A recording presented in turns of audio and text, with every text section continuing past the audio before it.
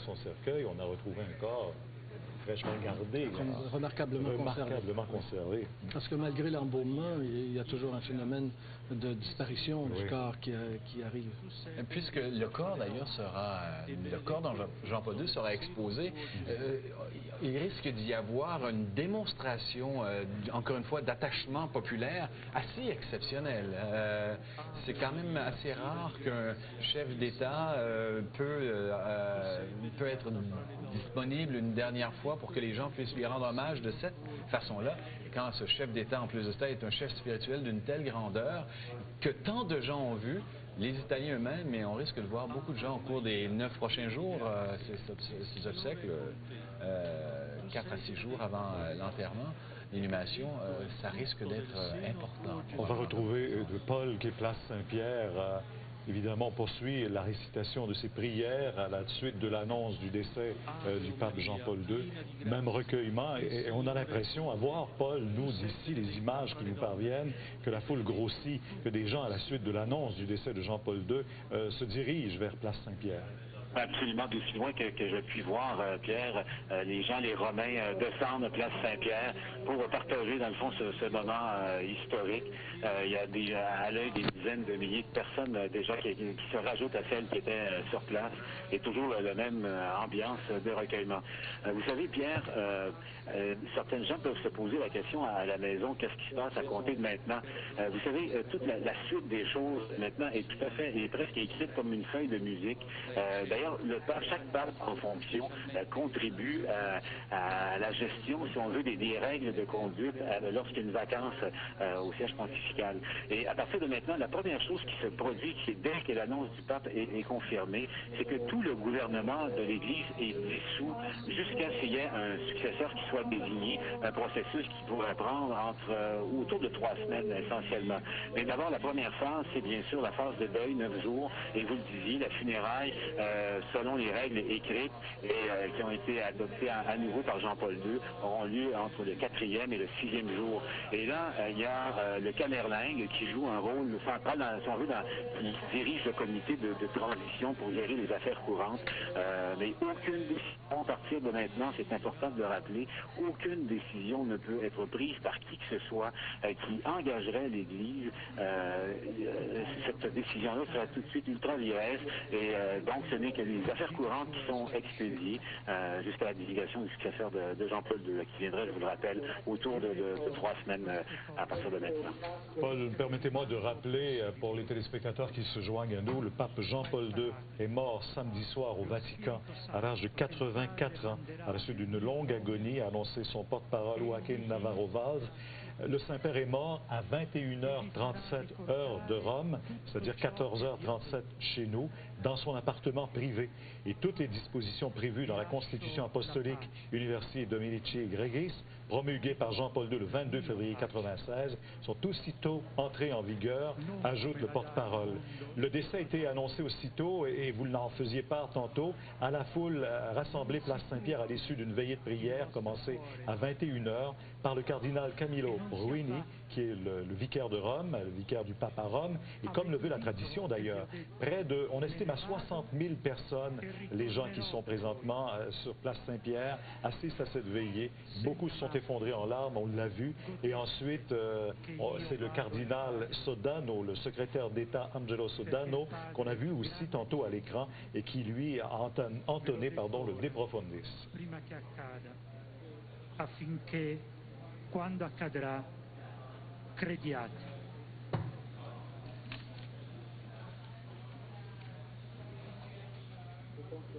On sait que Jean-Paul II était entré en agonie jeudi soir. On en a beaucoup parlé parce que nous, c'était en après-midi qu'on s'est mis à l'évoquer. Cette infection urinaire qui avait été provoquée par une déshydratation, nous dit-on, et donc il y avait eu cet effet spirale, c'est l'expression qu'on a employée, ou l'effet domino, si vous préférez, qui avait déclenché cette septicémie, puis un arrêt cardiaque. Je vous fais un rapide bilan technique de sa santé qui s'était ensuite rapidement dégradée.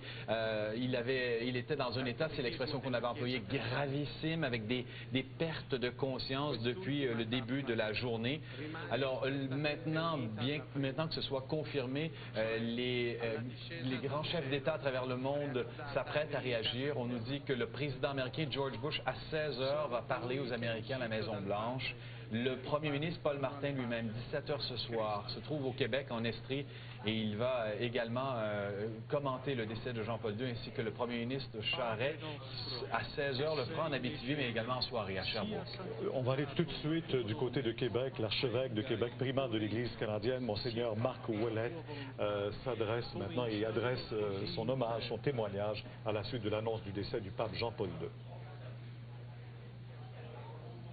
On se souviendra du 2 avril 2005 comme d'une date mémorable de l'histoire contemporaine. Avec la mort de Jean-Paul II, un grand protagoniste de la scène mondiale vient de nous quitter. L'Église catholique est en deuil.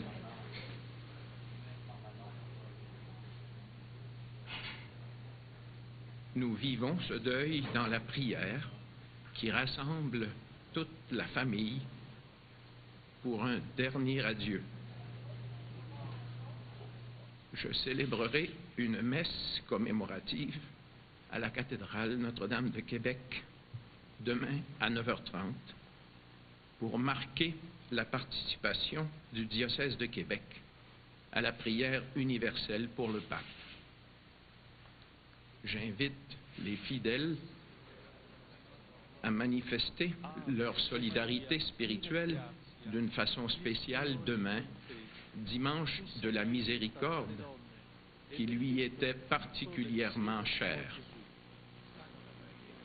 Il y aura aussi une vigile jeunesse à l'église Saint-Thomas d'Aquin, la veille des funérailles, la date sera annoncée un peu plus tard. Le monde entier salue le décès de cet homme avec beaucoup de respect et d'admiration.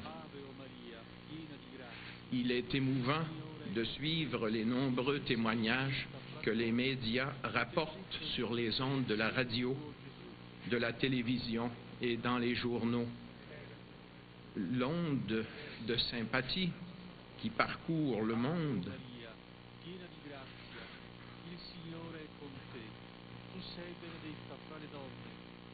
grâce à cette couverture médiatique, contribue à unir les humains.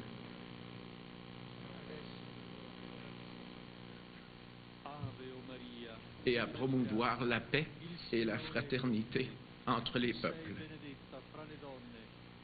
C'est un moment inoubliable.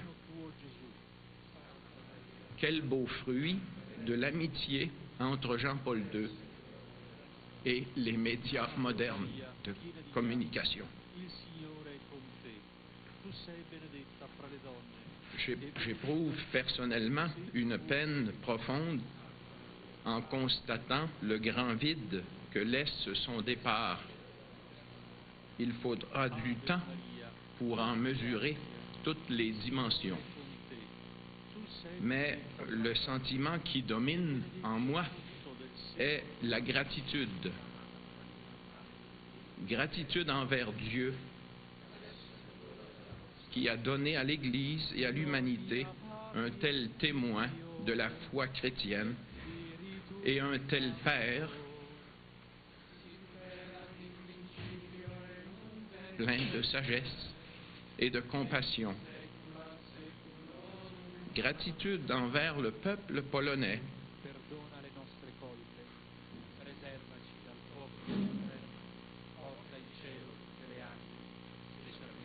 qui a si bien préparé et accompagné ce fils de prédilection d'une nation marquée par le mystère de la croix.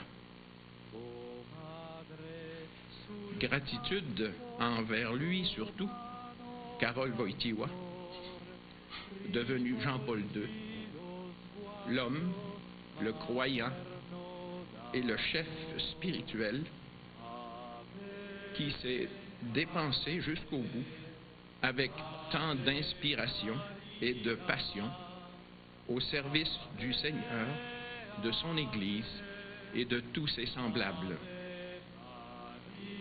Un homme qui a lutté toute sa vie pour les droits de l'homme et pour la dignité de chaque personne humaine. Je tiens à lui rendre hommage comme à une grande figure de notre temps, un véritable père de l'Église, dont l'influence, le témoignage et l'enseignement auront marqué son époque et laissé un héritage très précieux. L'histoire retiendra son nom comme celui d'un leader charismatique qui a changé le visage de l'Europe et de la papauté au XXe siècle en incarnant puissamment le dynamisme missionnaire qui anime l'Église depuis 2000 ans.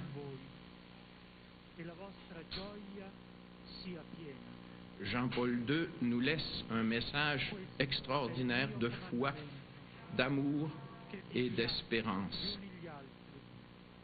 Comme il est beau et consolant de constater l'écho qu'il a eu et qu'il aura encore chez les jeunes de toutes les nations.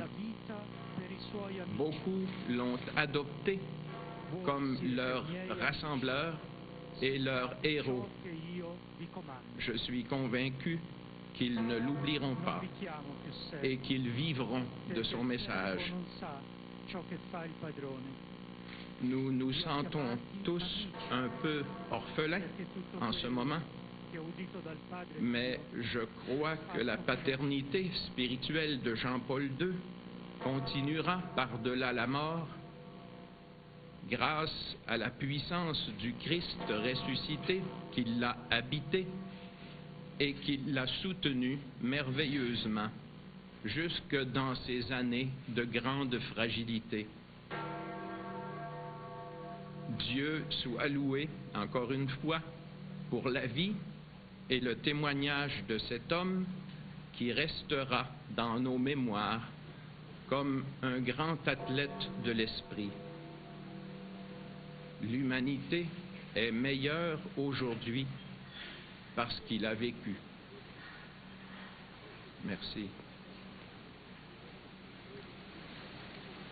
Nel terzo mistero della gloria contempliamo la discesa dello Spirito Santo nel cenacolo.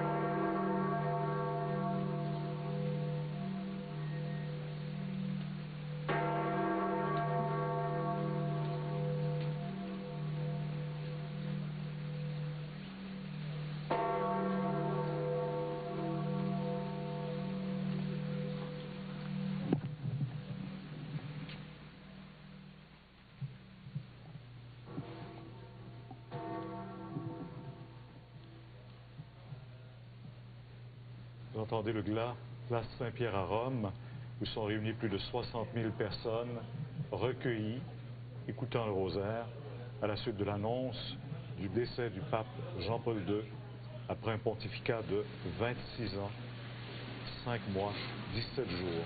Le pape qui est mort ce samedi soir à 21h37, heure de Rome. Contempliamo la discesa dello Spirito Santo nel cenacolo su Maria e gli Apostoli. Place Saint-Pierre, Claude, tout au courant de la nuit, on imagine bien que les prières vont se succéder les unes après les autres. Et on vient d'entendre le témoignage extrêmement émouvant de Monseigneur Marc Ouellette, le primat de l'Église canadienne, l'archevêque de Québec, probablement parmi les derniers à être sacré cardinal par le pape Jean-Paul II. Pierre, je viens de vivre, moi, un moment très émouvant aussi parce que je n'étais pas à vos côtés au moment de l'annonce du décès de Jean-Paul II, mais par le hasard du métier, je me trouvais en compagnie du cardinal Turcotte et nous étions à 1 minute d'entamer une entrevue que nous allons vous présenter au cours de cette émission spéciale un peu plus tard, quand soudain quelqu'un est venu lui annoncer, et par le fait même me le dire à moi aussi, puisque j'étais à un pied de lui, que le pape était disparu.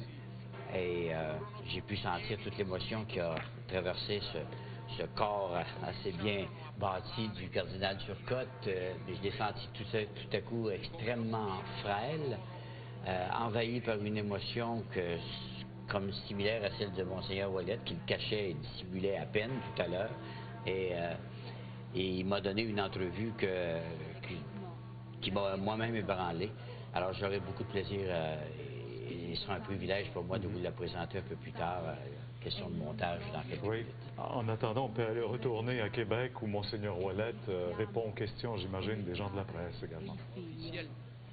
Je me souviens d'un soir où on était rassemblés avec à peu près tous les évêques arméniens apostoliques avec lesquels l'Église catholique ne forme pas une unité complète.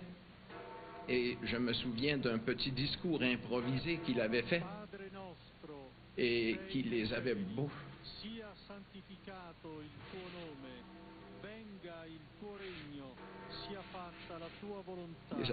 touchés.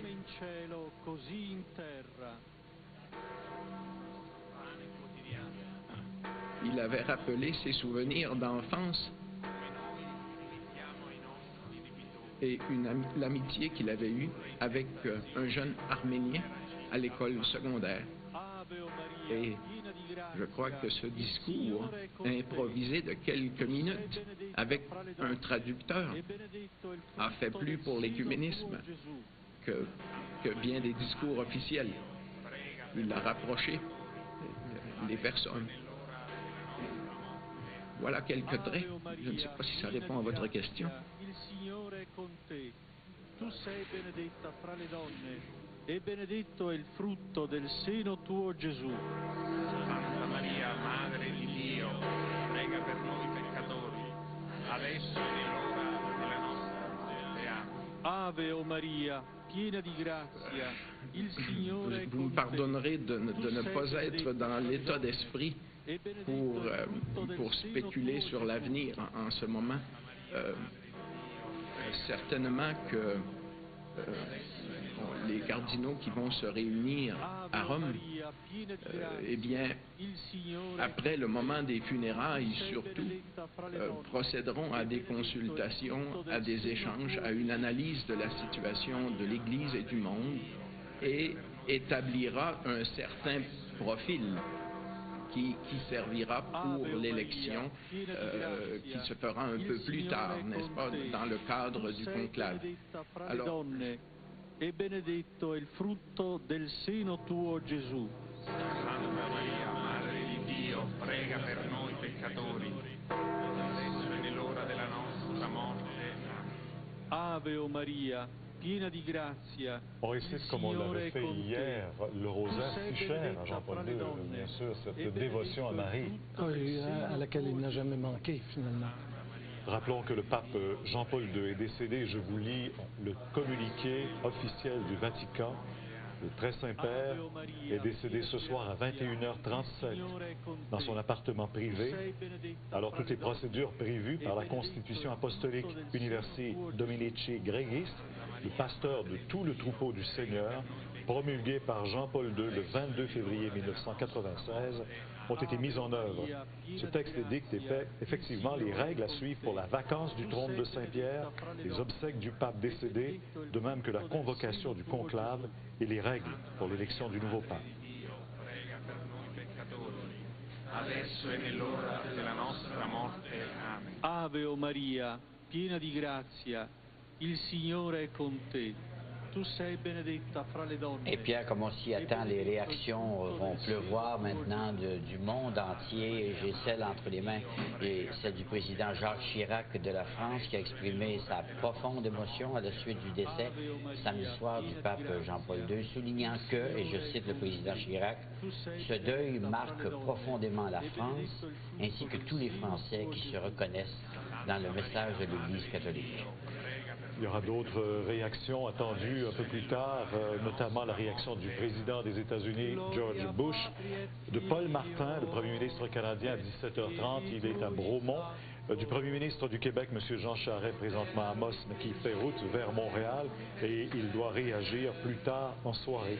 Je vous rappelle aussi que, selon les dépêches qui nous arrivent, pendant que cette foule grossit à vue d'œil, place Saint-Pierre à Rome, on l'évalue à plus de 60 000 personnes, des gens qui s'amènent partager ce deuil, maintenant qu'ils connaissent que le pape Jean-Paul II est décédé. Il y a aussi des milliers de Polonais qui se sont murés dans le silence ce soir à Wadowice, la ville natale de Jean-Paul II, en Pologne, lorsqu'ils ont compris que le pape était mort et en entendant le tocsin des églises, plus d'1 millier de personnes sont agenouillées en hommage à Jean-Paul II.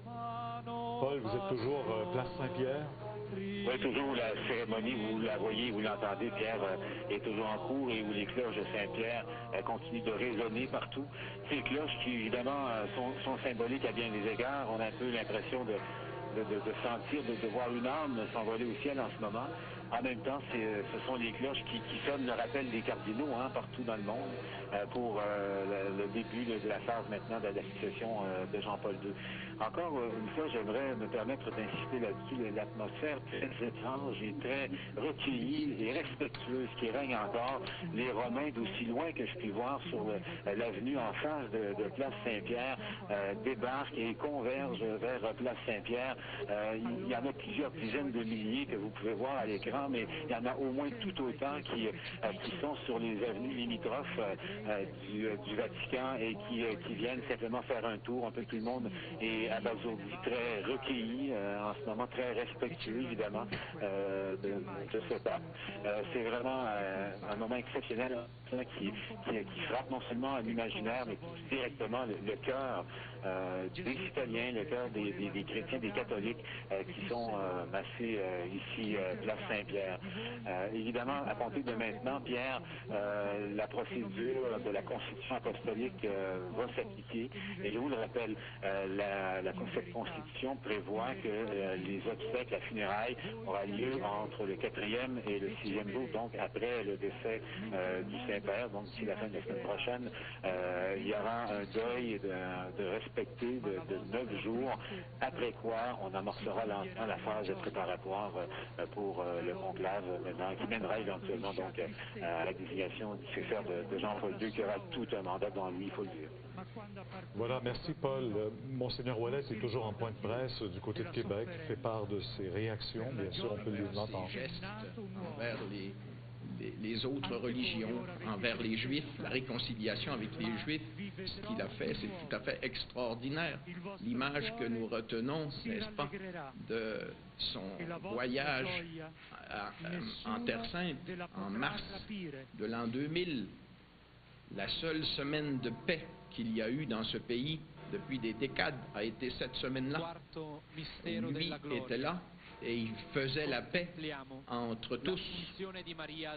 Et avec sa demande de pardon au nom de l'Église catholique déposée au mur des lamentations, c'était un grand geste très important pour les Juifs.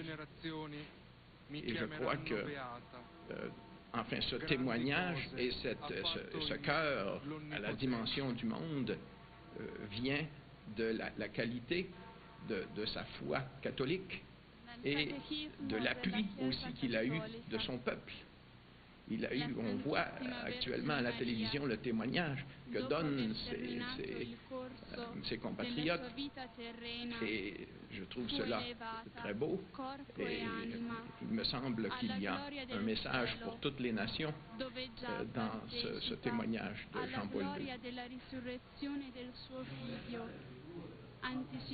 Monseigneur Dicker, l'attachement également des Italiens pour cet étranger qui est venu et qui, comme premier mot, leur avait dit « n'ayez pas peur ». Et tout de suite après, il leur a dit « Sono venuto da lontano ». Je suis venu de loin, mais sous-entendu pour vous aimer. Alors ça a été magnifique, il a conquis le cœur des Romains immédiatement. À partir de maintenant non plus, rien n'est laissé au hasard, absolument rien n'est laissé au hasard. Paul faisait allusion tantôt à cette constitution apostolique et je l'ai entre les mains, il y a 92 articles. Et la promulgation, pour terminer, le pape écrivait, par conséquent, après de mûres considérations et poussé par l'exemple de mes prédécesseurs, j'établis, je prescris ces normes, décidant que personne ne doit oser s'opposer à la présente constitution et ce qu'elle contient, pour quelque raison que ce soit, elle doit être inviolablement observée par tous, nonobstant toute chose contraire, même digne de mention très spéciale. Alors, c'est comme ça que ça doit s'appliquer sans autre égard. Personne ne pourra modifier ça. On a entendu, Monseigneur Ouellet, vous nous parliez de cet entretien également que vous avez eu il y a quelques minutes, Claude, avec le cardinal Jean-Claude Turcotte. Alors, je vous répète, pour ceux qui viendraient peut-être tout juste d'arriver avec nous, les circonstances un peu particulières de cet entretien. Le cardinal Turcotte avait convoqué un point de presse à 14 heures qui s'est déroulé selon les formalités de toutes les conférences de presse. Et puis, nous avons sollicité par la suite une entrevue en particulier avec lui que nous allons vous présenter à l'instant. Mais au moment où nous allions nous asseoir pour procéder à cet entretien, c'est à ce moment qu'on est venu lui prévenir que le décès du pape était maintenant officiel, qu'il venait d'expirer dans sa chambre à Rome, et j'étais donc à un pied de lui lorsqu'il l'a appris. Monseigneur Turcotte, ça fait 1 minute à peine que nous venons d'apprendre tous les deux en même temps le décès de Jean-Paul II. Votre réaction? C'est grande délivrance. Je pense que pour lui, c'est souffrance sans fini. Et dans un sens, avec beaucoup d'émotion, je perds un ami. Alors, et un père en même temps. Alors, au fond, comme j'expliquais tantôt, je navigue depuis quelques jours dans la tristesse de perdre un homme que j'aimais, mais aussi avec beaucoup d'espérance et de joie. Quand on a la foi, vous savez, on croit beaucoup à cette phrase de Félix Leclerc, « C'est grand la mort, c'est plein de vie dedans ». Et pour moi, la mort ouvre sur une vie qui ne finit jamais. Et je suis sûr que le pape a dû penser souvent à tout ce qu'il a enseigné.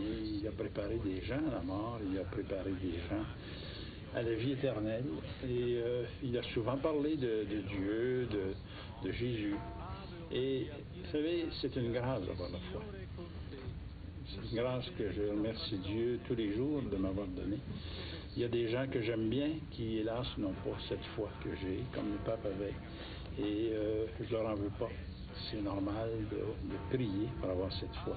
Mais quand on a la foi, la mort, on ne l'envisage pas de la même façon. Est-ce que la foi vous aide en ce moment, quand vous venez d'apprendre sa disparition? Beaucoup, parce que, pour moi, là, son grand voyage est commencé. Et comme j'ai dit en conférence de presse, un peu à la blague, j'ai l'impression que la Vierge Marie puis Jésus devaient être tout près de la porte pour l'accueillir. Si lui, il ne trouve pas place là, qu'est-ce que tu feras dans notre situation? Moi, en tout cas, qui me sens bien humble. Je vous ai entendu en conférence de presse, et ce n'est pas la première fois que je vous entends le dire, vous avez comparé sa disparition d'aujourd'hui à celle de votre propre père. Oui, c'est un fait. Moi, j'ai eu la chance d'avoir un père que j'ai beaucoup aimé, qui était pour ses enfants d'une bonté, d'une abnégation et d'un dévouement total. C'était le centre de sa vie. Il était, je pense, très fier de nous. On est quand même 6 enfants vivants dans la famille. Et mon père était un homme qui pensait toujours aux autres avant lui. Alors, comme je l'ai bien aimé, je l'ai perdu il y a exactement 16 ans. Et je me souviens encore, c'était le 25 mars, donc une période tout à fait proche de celle que nous vivons.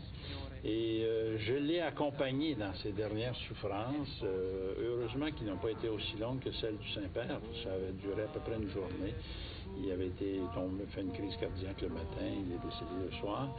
Et pour moi, je me souviens avec beaucoup de précision de cet accompagnement. Heureusement, toute la famille, on a eu le temps de se réunir autour de lui et de le voir dépérir et même mourir. Et je ne vous cache pas que c'est un peu les mêmes sentiments qui m'ont habité avec le pape. Bon, je ne suis pas un voyeur sur la mort, mais il me semble que quand quelqu'un que l'on aime meurt, on aime être à ses côtés. Même s'il n'est pas conscient, même si on ne le sait jamais, pour lui dire de façon même silencieuse l'amour qu'on lui porte, le respect qu'on lui doit, l'amitié, l'admiration qu'on a. Et le souvenir qu'on en gardera. Et le souvenir qu'on en garde. Hein? Et je me souviens, après le décès de mon père, on s'était réunis en famille autour de maman, puis on avait parlé un peu de mon père, chacun à sa façon et tout ça. Et ce soir, j'aurais le goût, si j'avais le temps, mais je le ferai avec les fidèles dans l'Eucharistie que je vais célébrer à 5 heures, parler de cet homme que j'ai aimé beaucoup. Comme un père, pour moi, c'est un père dans la foi. Vous savez, le pape a une mission très particulière auprès de ses frères évêques. C'est le Christ lui a dit une phrase à Pierre qui m'a beaucoup frappé. Pierre, affermis tes frères dans la foi. Et le pape, c'est un peu son rôle vis-à-vis des évêques, d'affermir leur foi. Et pour moi, c'est un rôle que le pape Jean-Paul II a joué vis-à-vis de moi de façon très intense, en étant simplement humain à mon endroit, en me donnant une petite table d'encouragement. J'ai compté ça en conférence de presse. Pour moi, c'est des gestes très simples, en nous accueillant, en nous reconnaissant, en se souvenant des événements qu'il a vécu ici, parce qu'il avait une mémoire absolument phénoménale. Et il a aimé sa visite au Canada, en particulier à Montréal. Je me souviens d'avoir soupé après lui, moi, après la rencontre du Stade olympique. Même s'il était très fatigué, il n'en revenait pas des moyens qu'on avait déployés. Et j'étais seul avec lui et son secrétaire et Monseigneur Grégoire à l'époque, alors c'était vraiment intime. Ça, il n'y avait pas de jeu à jouer à personne, non. Mais il était vraiment frappé par ces 50 quelques mille jeunes qui étaient venus, puis la chanson de Céline Dion et tout ça. Ah, oui. Et les enfants qu'il avait vécu à Notre-Dame. On a diffusé de ces images-là ce matin. On vu, c'était du splendeur, où on voyait tout abandon de sécurité. C'était lancé, les enfants jouaient avec sa calotte, les enfants qui pleuraient. Alors ça et c'était un homme qui n'était pas un émotif. Moi, j'ai toujours admiré comment il faisait pour vivre des émotions très grandes et rester apparemment d'un calme. Je me souviens une fois à Rome, ça m'avait beaucoup frappé. Un papa était arrivé avec sa petite fille infirme. Il l'avait amenée avec, dans les yeux, quasiment l'espoir d'un miracle. C'était à pleurer. Mais le pape est resté d'un calme, il était d'une gentillesse. Et je suis sûr que cet homme-là, et probablement qu'elle n'a pas été guérie, bien sûr, mais il est ressorti avec le courage qui émanait de cet homme-là pour faire face à la vie difficile qu'il attendait avec son enfant. Dites-moi, quel souvenir le monde, je ne parle pas de vous personnellement, ni de moi, ni même de ceux qui nous écoutent, je voudrais dire, les humains sur la Terre, quel souvenir garderont-ils de cet homme? Devraient-ils garder de cet homme? Moi, j'ai l'impression que ce qu'ils vont garder, c'est l'image d'un homme bon. Vous savez, il y a peu d'humains qui ont approché autant d'êtres humains sur la Terre que lui. Avec ses voyages, et puis il se prête volontiers à des rencontres. Alors, ça veut dire que pour beaucoup de gens, il y a deux phénomènes qui jouent. Beaucoup l'ont rencontré. J'écoutais, par exemple, vos interviews avec des gens qui l'ont rencontré. Ça fait 10 ans, 20 ans, mais ils ne tarissent pas de souvenirs. Hein? Alors ça, c'est une chose. Ensuite, vous connaissez la télévision mieux que moi, vous en êtes. Quand on fait de la télévision, on appartient aux gens. On est allé chez eux, on est allé dans leur cuisine, ils nous ont su dans leur salon. Il y a donc un sentiment d'appartenance. Et combien de gens ont vu Jean-Paul II? Il est allé chez eux. Alors c'est pour ça que c'est cette image d'un homme de bonté, d'un homme de paix, d'un homme calme et serein, que je pense que les gens vont conserver et longtemps. Et déjà... Et là, vous parlez même des non-croyants. Là, on le voit d'ailleurs. Hein, j'ai vu des reportages que vous faisiez chez des Juifs ou chez des musulmans.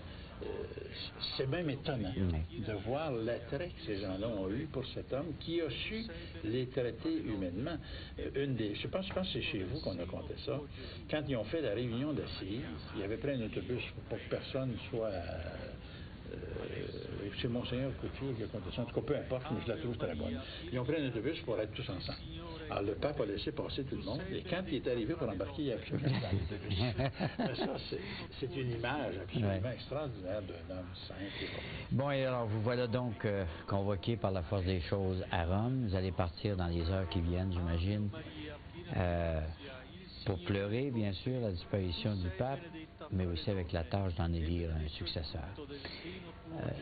Si je vous demandais la qualité première que vous allez rechercher chez un de vos collègues pour voter en sa faveur, ce serait quoi?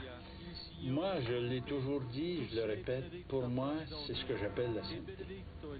C'est la capacité de cet homme à entrer en relation avec Dieu par la prière, la capacité de cet homme de parler de Dieu, en particulier de Dieu en Jésus-Christ, parce que Dieu s'est fait homme, en tout cas dans notre foi, et de parler de son message à l'univers entier.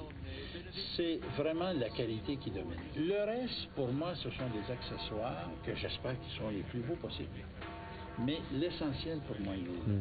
Parce que... Ce sera votre critère à vous. C'est mon critère à moi et je pense que c'est le critère de beaucoup de cardinaux. Et je ne vous cache pas que je les regarde, moi, avec ces yeux-là. Ben, ce que j'allais vous demander, vous m'amenez à la question que j'hésitais à vous poser. Dans votre cœur, avez-vous déjà un préféré, vous qui connaissez vos collègues? Non, mais des préférés, oui. Oui, j'ai sûrement... Quelques-uns qui vous ont impressionné. Oui, il y a des gens qui m'ont vraiment impressionné. On se connaît parce que moi, ça fait quand même un bail. En 1994, j'ai été fait cardinal, donc ça fait 11 ans. Je commence à être un vieux cardinal dans la durée parce que quand même, je suis généralement un homme assez vieux qu'on ne dure pas très longtemps. Et je connais sûrement plus de la moitié, particulièrement parmi les plus jeunes. Et je ne vous cache pas que là-dedans, il y a des hommes d'une qualité et d'une sainteté qui m'impressionne. Alors, ce sera mes candidats. Puis on verra à la suite des échanges avec d'autres, et puis les besoins de l'Église qu'on va voir ensemble dans les... C'est pour ça que je ne pourrais plus donner d'entrevue, parce que dès l'instant où le pape est mort, on n'entre pas en conclave immédiatement, mais on entre en préparation de conclave, parce que chaque jour, on a des réunions pour discuter des grands problèmes de l'Église, pour discuter des qualités que ça prendrait pour relever les défis de l'Église d'aujourd'hui. Alors à ce moment-là, vous comprenez que la discrétion m'oblige, et le secret, à éviter de donner des entrevues. C'est pour ça qu'aujourd'hui, j'en profite pour en donner. Eh bien, Monseigneur, puisque le deuil frappe l'Église, je me fais le porte-parole de ceux qui nous écoutent pour vous souhaiter toute notre sympathie et surtout toute la lumière qu'il vous faut maintenant pour choisir le successeur. J'apprécie beaucoup cette sympathie et cette demande de lumière parce que j'en ai bien besoin. Merci. Dona a lui, o Signore, risplenda a lui la luce perpetua e riposi in pace. Amen. O Madre sul Santo Romano Pastor, rivolgi lo sguardo materno d'amor. Ave.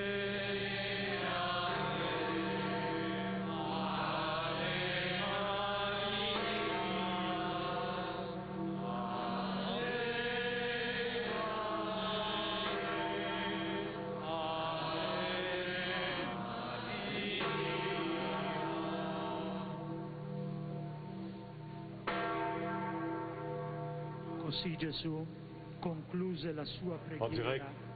En direct de la place Saint-Pierre de Rome, c'est la récitation du rosaire en hommage au pape Jean-Paul II qui est décédé il y a 1h30 maintenant.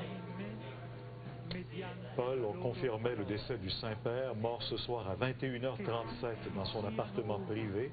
Et tous ces gens qui sont réunis place Saint-Pierre partagent cet hommage, sont en communion de prière avec Jean-Paul II. Così che il mondo creda che tu mi hai mandato. Io ho dato loro la gloria che tu mi hai data, perché siano una cosa sola, come noi siamo uno. Io in loro e tu in me, perché perché siano perfetti nell'unità. On n'entre presque plus maintenant à Place Saint-Pierre, tellement la foule est immense ici, d'un peu partout, les 4 coins de Rome, dès que la nouvelle est annoncée. Les citoyens ont tenu à se déplacer, à venir ici. Comme le veut, c'est une coutume historique, cette ville qui, bien sûr, vit et vibre au rythme du Vatican.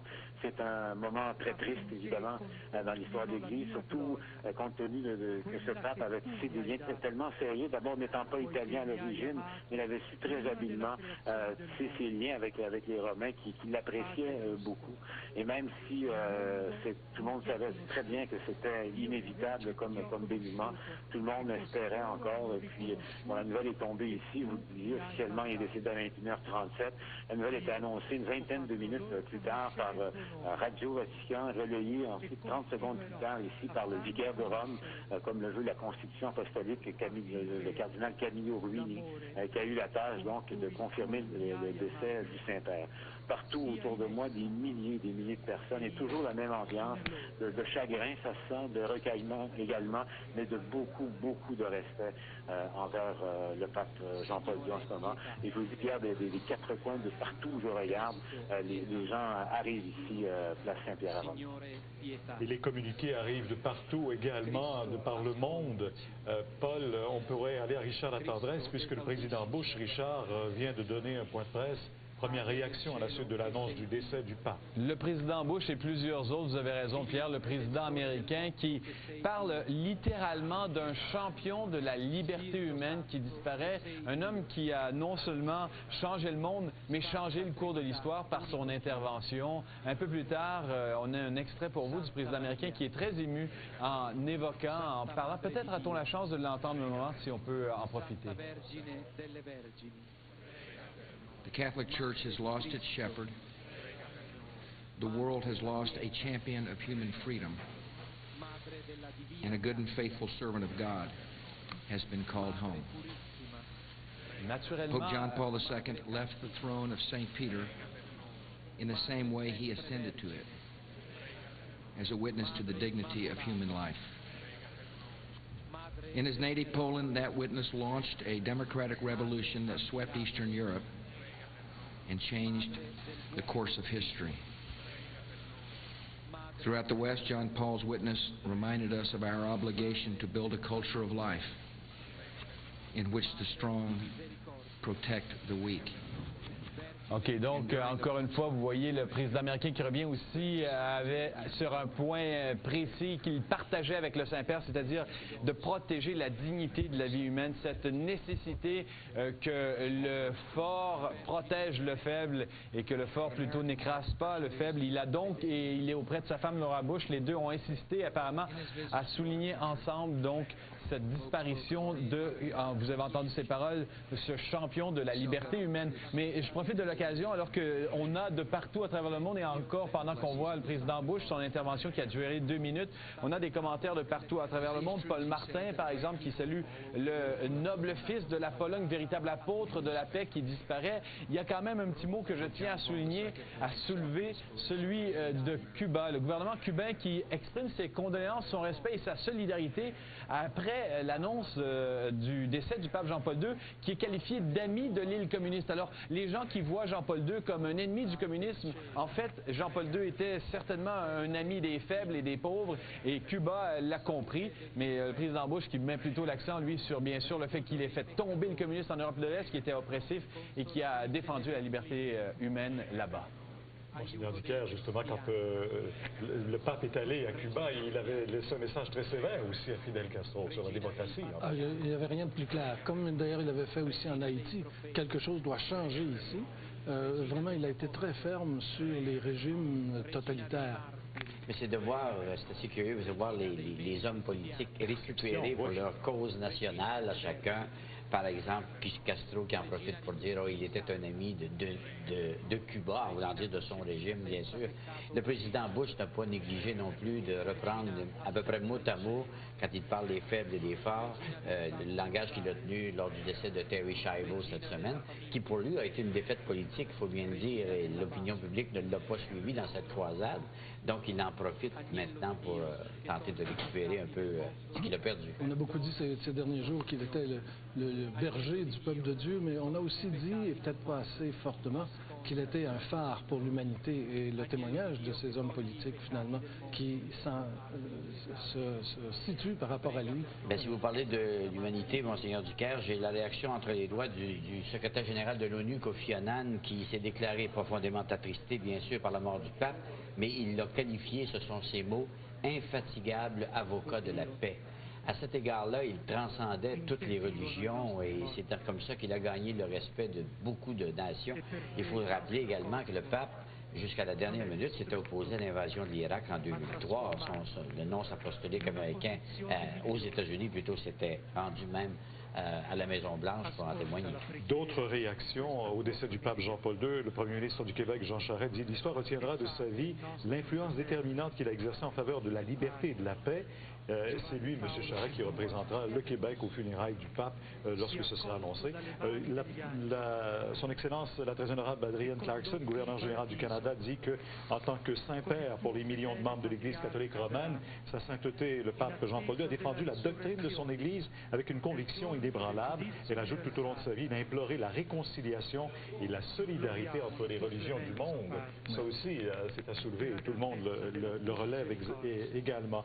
Et d'autres réactions qui viennent, bien sûr, de partout à travers le monde, mais je veux rappeler surtout également du côté de la Pologne, où tous les gens sont aujourd'hui, vivent la même tristesse, et c'est le même silence que place Saint-Pierre de Rome, du côté de Wadowice, du côté de Cracovie, qui était l'archidiocèse que représentait Karol Wojtyła de Cracovie, avant d'être élu pape au mois d'octobre 1978. Pierre, une des réactions qu'il me tarde d'entendre, mais elle sera sans doute extraordinairement sentie, c'est celle de celui qu'on a appelé ici dans l'Occident Lech Walesa. Lech Wałęsa, sommes-nous supposés de dire Wałęsa en polonais, mais enfin c'est le petit ouvrier de Dansk qui est devenu président de son pays et qui à lui seul a fait tomber le communisme chez lui. On sait que Jean-Paul II et lui étaient amis intimes, il l'a accueilli plusieurs fois au Vatican et sans doute que Lech Wałęsa doit sentir ce soir un deuil personnel comme s'il avait perdu vraiment son meilleur ami. Si on revoyait les principales dates de ce pontificat, on a dit qu'il a dirigé l'Église, le troisième plus long pontificat après Saint-Pierre et après Pie IX, qui ont été respectivement 34 ou 37 ans dans le cas de Saint-Pierre et 31 ans et demi dans le cas de Pie IX. Mais dans le cas de Jean-Paul II, on parle maintenant de 26 ans, 5 mois, 17 jours de son élection le 16 octobre 1979, qui était 78, qui était une surprise pour les gens. Mais quand on regarde l'histoire du conclave dans un livre écrit par un reporter américain, on comprend qu'il avait déjà eu quelques votes à l'élection précédente de Jean-Paul Ier. Oui, de fait, vous savez, les candidatures au souverain pontificat se dessinent de longue main. Et de fait, cet indice que vous donnez montre que déjà, à la succession de Paul VI, certains croyaient que Karol Wojtyła avait les qualités requises. On avait déjà décidé à ce moment-là, et on le sent très bien, que c'était quelqu'un de l'extérieur de la curie qui allait être élu et pour Jean-Paul Ier et pour Jean-Paul II. Parce que Jean-Paul Ier, on rappelle toujours cette anecdote, qui, une fois élu, ne savait pas où étaient les bureaux, ne savait même pas où était la salle à manger. On lui a mis une belle soutane blanche sur le dos, mais on a dit, il demandait où est la chambre, où sont les bureaux. Mais vous avez remarqué dans l'entretien avec Monseigneur Turcotte qu'on vient de présenter il y a quelques minutes, il ne me cache pas qu'il a déjà une idée de quelques candidats et il dit s'ils se sont démarqués pour moi dans des réunions de travail évidemment comme étant des êtres brillants, polyglottes la plupart du temps, avec l'esprit de synthèse et surtout sa qualité première qui requiert la sainteté. Il dit s'ils sont apparus brillants pour moi, ils n'ont pas dû échapper aux autres non plus. Donc on peut dire qu'il y en a qui vont entrer dans le conclave avec une bonne longueur d'avance sur les autres et ça va se déterminer avec, j'imagine, Monseigneur Ducaire, la lumière du Saint-Esprit. J'allais le dire, M. Charon, parce qu'il ne faut jamais sous-estimer, surtout dans le cas du conclave, comme d'ailleurs dans le cas d'un concile ou d'un synode, l'invasion de l'Esprit Saint qui inspire finalement les personnes dans leurs gestes, dans leurs paroles et, dans le cas du conclave, dans leurs choix. Et là, nous pouvons avoir des surprises. Richard, vous avez d'autres réactions à l'annonce du décès du pape? Pendant qu'on voit cette image de la place Saint-Pierre, et en haut, on peut très bien, facilement observer toutes les lumières maintenant des appartements du pape, y compris salle à manger, y compris ses bureaux, tout est illuminé maintenant. Richard, d'autres réactions? Les réactions, certainement, Pierre, qui se multiplient un peu partout. On sent qu'on attendait justement que le Saint-Père, qu'on confirme le décès du Saint-Père pour finalement avouer l'attachement qu'on avait pour lui ouvertement. La reine Élisabeth d'Angleterre qui exprime un profond chagrin. Le président français, Jacques Chirac, on en a parlé un peu plus tôt, on a un peu plus de détails sur cette émotion qui l'étreint, a-t-il dit. Un deuil qui frappe toute l'Église catholique, mais aussi la France. Cet homme qui s'est attaché à, dit le président français, répondre à la quête de sens et la soif de justice qui s'exprime sur tous les continents et chez nous aussi. Vous évoquiez Claude Kofi Annan qui était profondément attristé de la disparition de cet infatigable avocat de la paix.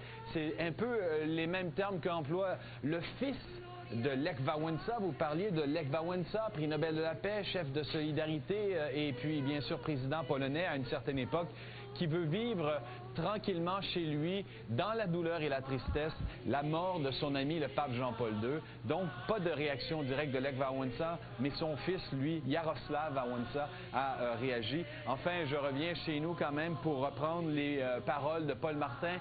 Paul Martin qui exprime de la profonde tristesse, qui souligne que le digne fils de la Pologne a exercé une influence extraordinaire dans le monde, non seulement en sa qualité de chef spirituel, mais aussi en tant que véritable apôtre de la paix, et ses voyages dans le monde entier, même lorsqu'il était âgé et en mauvaise santé, témoignent des valeurs, de la force de la démocratie et des droits de la personne. Ces gens-là qui, un après l'autre, parlent, évoquent, et c'est le cas pour Paul Martin, évoquent la possibilité de se rendre donc à Rome pour assister aux funérailles du Saint-Père au cours de la prochaine semaine. Il y a 1h40 exactement, Jean-Paul II est décédé et je vous fais lecture du communiqué émis par le Vatican annonçant la mort du Saint-Père.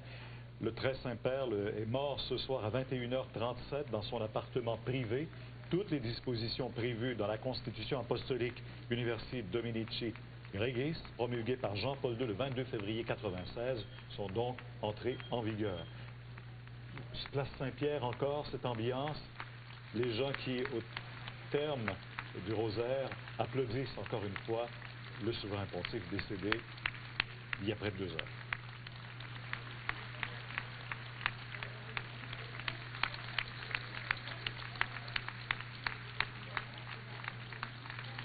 Discenda questa benedizione su tutti noi, sulle nostre famiglie, Alors Pierre, sui nostri cari. dès le moment où l'annonce officielle du décès à 21h37 d'Izigo a été faite, reconnue donc par un médecin, c'est le cardinal Camerling qui entrait en fonction et qui a dû à ce moment-là mettre sous scellé le bureau et la chambre privée du pape dès que sa dépouille mortelle en a été retirée. Vi benedica Dio Onnipotente, Padre e Figlio e Spirito Santo. Ora possiamo tornare alle nostre case, chi si trattiene qui lo faccia in silenzio. A mezzanotte ci sarà un altro momento di preghiera. L'évêque qui préside le moment de prière invite les gens à retourner tout doucement chez eux, dans le calme et évidemment demeurant en prière. Je pense qu'on va laisser au cardinal Sodano le mot de la fin. Siamo un po' tutti Regina orfani, Celi, è stato detto. letare, alleluia, quia meruisti portare, alleluia, resurrexi, sicut dixit, alleluia, ora pro nobis Deum, alléluia. De Regina Coeli, c'est l'hymne marial qui est propre au temps de Pâques. È stato detto che siamo un po' tutti gli orfani. Alors Paul, ora qui est che place Saint-Pierre, on vient d'appeler les fidèles à quitter tranquillement place Saint-Pierre, mais on a l'impression que les gens ne veulent pas le faire. Oui, c'est ça, parce que évidemment pour cette ville, c'est un temps fort, mais là, je me trouve immédiatement autour de là, les gens commencent à quitter lentement. Pierre, c'est une véritable marée humaine, c'est à perte de vue, parce que ce que vous voyez, les images à l'intérieur même de la place, vous le disiez tout à l'heure, dites-vous qu'il y en a autant en face, notamment, les Romains qui sont... Jusqu'au Tibre, on voit très bien sur ces images, toute l'allée est envahie par les gens jusqu'au Tibre, jusqu'au pont des Saints. Oui, et je dois vous dire, les autorités avaient prévu le coup, parce qu'on vous racontait au fil de la journée, Pierre, des mesures de sécurité avaient déjà été mises en place, les moyens sanitaires également. On a déplacé notamment tous ces marchands qui, d'ordinaire, accumulent autour du Vatican. Ils ne sont plus là depuis 48 heures maintenant. On avait en quelque sorte prévu le coup. Évidemment, à partir de maintenant, le Vatican, au cours des prochaines minutes, entre dans la phase préparatoire pour les funérailles, les obsèques.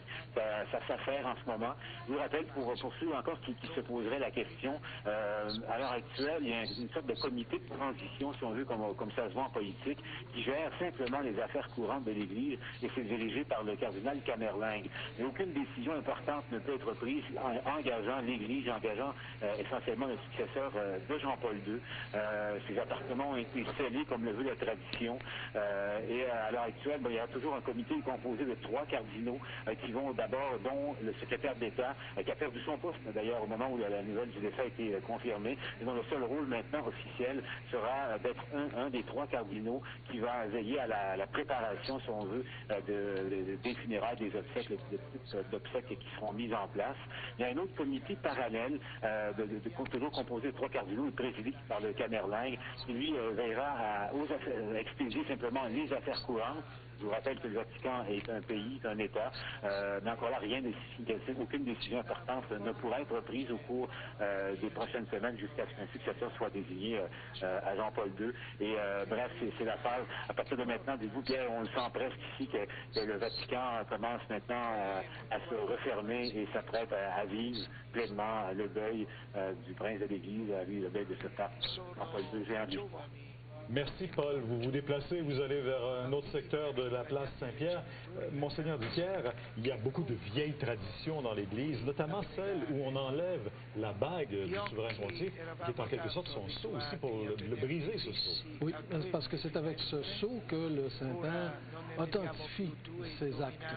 Et alors, à ce moment-là, pour ne pas risquer que se produise un faux ou quelque chose comme ça, on brise l'anneau. Et c'est fait assez rapidement? Dans les jours qui viennent. Là. Oui. Ça fait partie des tâches du cardinal Camerlingue de faire ça. Et ainsi que le sceau de plomb. Vous savez, il y a un immense sceau pour les actes vraiment importants. Et ce sceau de plomb aussi est brisé. On disait que ça s'appelle l'anneau du pêcheur, j'imagine, parce que Saint-Pierre était un pêcheur. Absolument. Et il y avait jusqu'à Paul VI la tiare également, la tiare qui n'existe plus, et que l'on brisait également, je pense. Ou on les gardait plutôt aussi? On les déposait plutôt au musée. Au musée, oui. Mais de fait, Paul VI a sacrifié la tiare vraiment en signe. On évoquait il y a quelque temps ce leitmotiv du Concile Vatican II, d'une Église qui devait devenir servante et pauvre.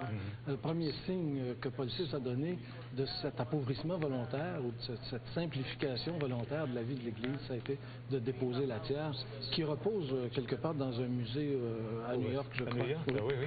Et puis, il faut le souligner aussi, même Monseigneur Turcotte en faisait le lapsus tantôt, on parle du couronnement du prochain pape, les célébrations du couronnement du prochain pape, parce que c'était un chef d'État, c'était un roi en quelque sorte aussi avec cette tiare. Mais la tiare, c'était la triple couronne. Voilà, les 3 pouvoirs spirituels et temporels. Alors, de sorte que maintenant, c'est vraiment, on a voulu changer ça, on ne couronne plus le pape, on l'intronise tout simplement. Si vous voulez, on va rejoindre Monseigneur Dicker, on va rejoindre Monseigneur Marc Ouellet, l'archevêque, patriarche de l'Église canadienne. Monseigneur Ouellet, bonsoir. Bonsoir. D'abord, nos sympathies. On vous offre nos sympathies et je pense qu'on a compris très bien dans votre témoignage tantôt cette douleur que vous ressentiez et ce choc, même si tout le monde s'y attendait, on a senti chez vous beaucoup de tristesse. Ouais. Je vous remercie beaucoup pour cette manifestation de sympathie que j'étends aussi à tous ceux et celles qui l'ont éprouvé comme moi. On a vu, et vous voyez comme nous ces images de la place Saint-Pierre à Rome, vous voyez ces images du 3e étage, présentement on les voit très bien à l'écran, où tout est illuminé dans les appartements du pape, ce qui fait contraste avec les jours précédents où il y avait ce calme, la fenêtre éteinte du côté de la chambre du pape. Alors ce soir on a l'impression que c'est une délivrance qui vient de se passer aussi. Oui, bien sûr. Et puis, je crois que le mot est juste, surtout que le passage ultime du Saint-Père se fait dans le cadre du mystère de la résurrection. Comme vous le savez, nous célébrons la résurrection du dimanche de Pâques au dimanche après Pâques. C'est un seul dimanche. Et je trouve très beau que son dernier passage, eh bien, se soit fait dans le cadre du mystère de la résurrection. C'était une délivrance de quelqu'un qui passe à travers la mort, mais pour qui la mort n'est pas une fin, mais c'est un passage. On connaît le charisme de Karol Wojtyła, on connaît le charisme du pape Jean-Paul II, on sait que partout il a parcouru le monde. Êtes-vous surprise cependant de l'ampleur de l'hommage qui lui est rendu partout dans le monde et quand on voit que 70 000 personnes se déplacent place Saint-Pierre pour aller le saluer une dernière fois?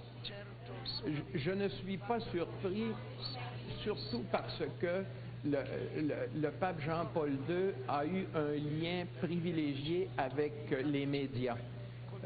Il a eu comme le génie de la communication et il a su comme créer l'événement de telle sorte que les médias se sont intéressés non seulement à sa personne, mais à ce qu'il faisait, à ce qu'il enseignait.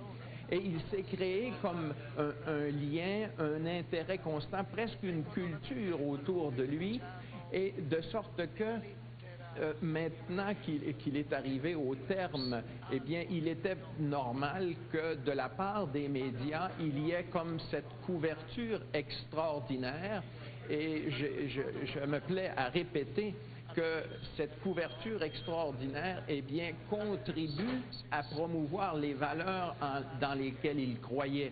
Hein, c'est-à-dire la fraternité entre les peuples, la réconciliation entre les ennemis, la paix. Et je crois qu'il y a vraiment une extraordinaire onde de sympathie qui unit en ce moment toute l'humanité autour de la planète. Et c'est un moment inoubliable pour moi et pour beaucoup de gens. Monseigneur Ouellet, je me suis entretenu il y a quelques minutes avec votre collègue de Montréal, Monseigneur Turcotte, et j'ai envie de vous poser à vous la même question qui m'a valu une réponse remarquable de sa part. Je lui demandais d'identifier le critère premier que vous allez avoir à l'esprit quand vous allez chercher un successeur à Jean-Paul II. Le premier critère, je crois, est celui que le Christ donne dans l'Évangile quand il dit à Pierre, Pierre, tu es Pierre, et sur cette pierre, je bâtirai mon Église. C'est-à-dire, Pierre doit confirmer ses frères dans la foi. Alors, le premier témoignage du successeur de Pierre est d'être un homme de foi, c'est-à-dire un homme de Dieu, un homme qui a donné sa vie à la cause de l'Évangile. Et c'est ce témoignage, il me semble, qu'il doit porter, et tout le reste découle, si vous voulez, de ce premier témoignage qui indique que ce n'est pas un homme politique comme un autre, c'est un témoin de Jésus-Christ qui se trouve à exercer une influence qui va jusque dans les domaines de la politique, de la diplomatie, de la culture, et dans tous les domaines, même le domaine artistique. Alors, il me semble que c'est le premier critère. Donc, confirme tes frères dans la foi.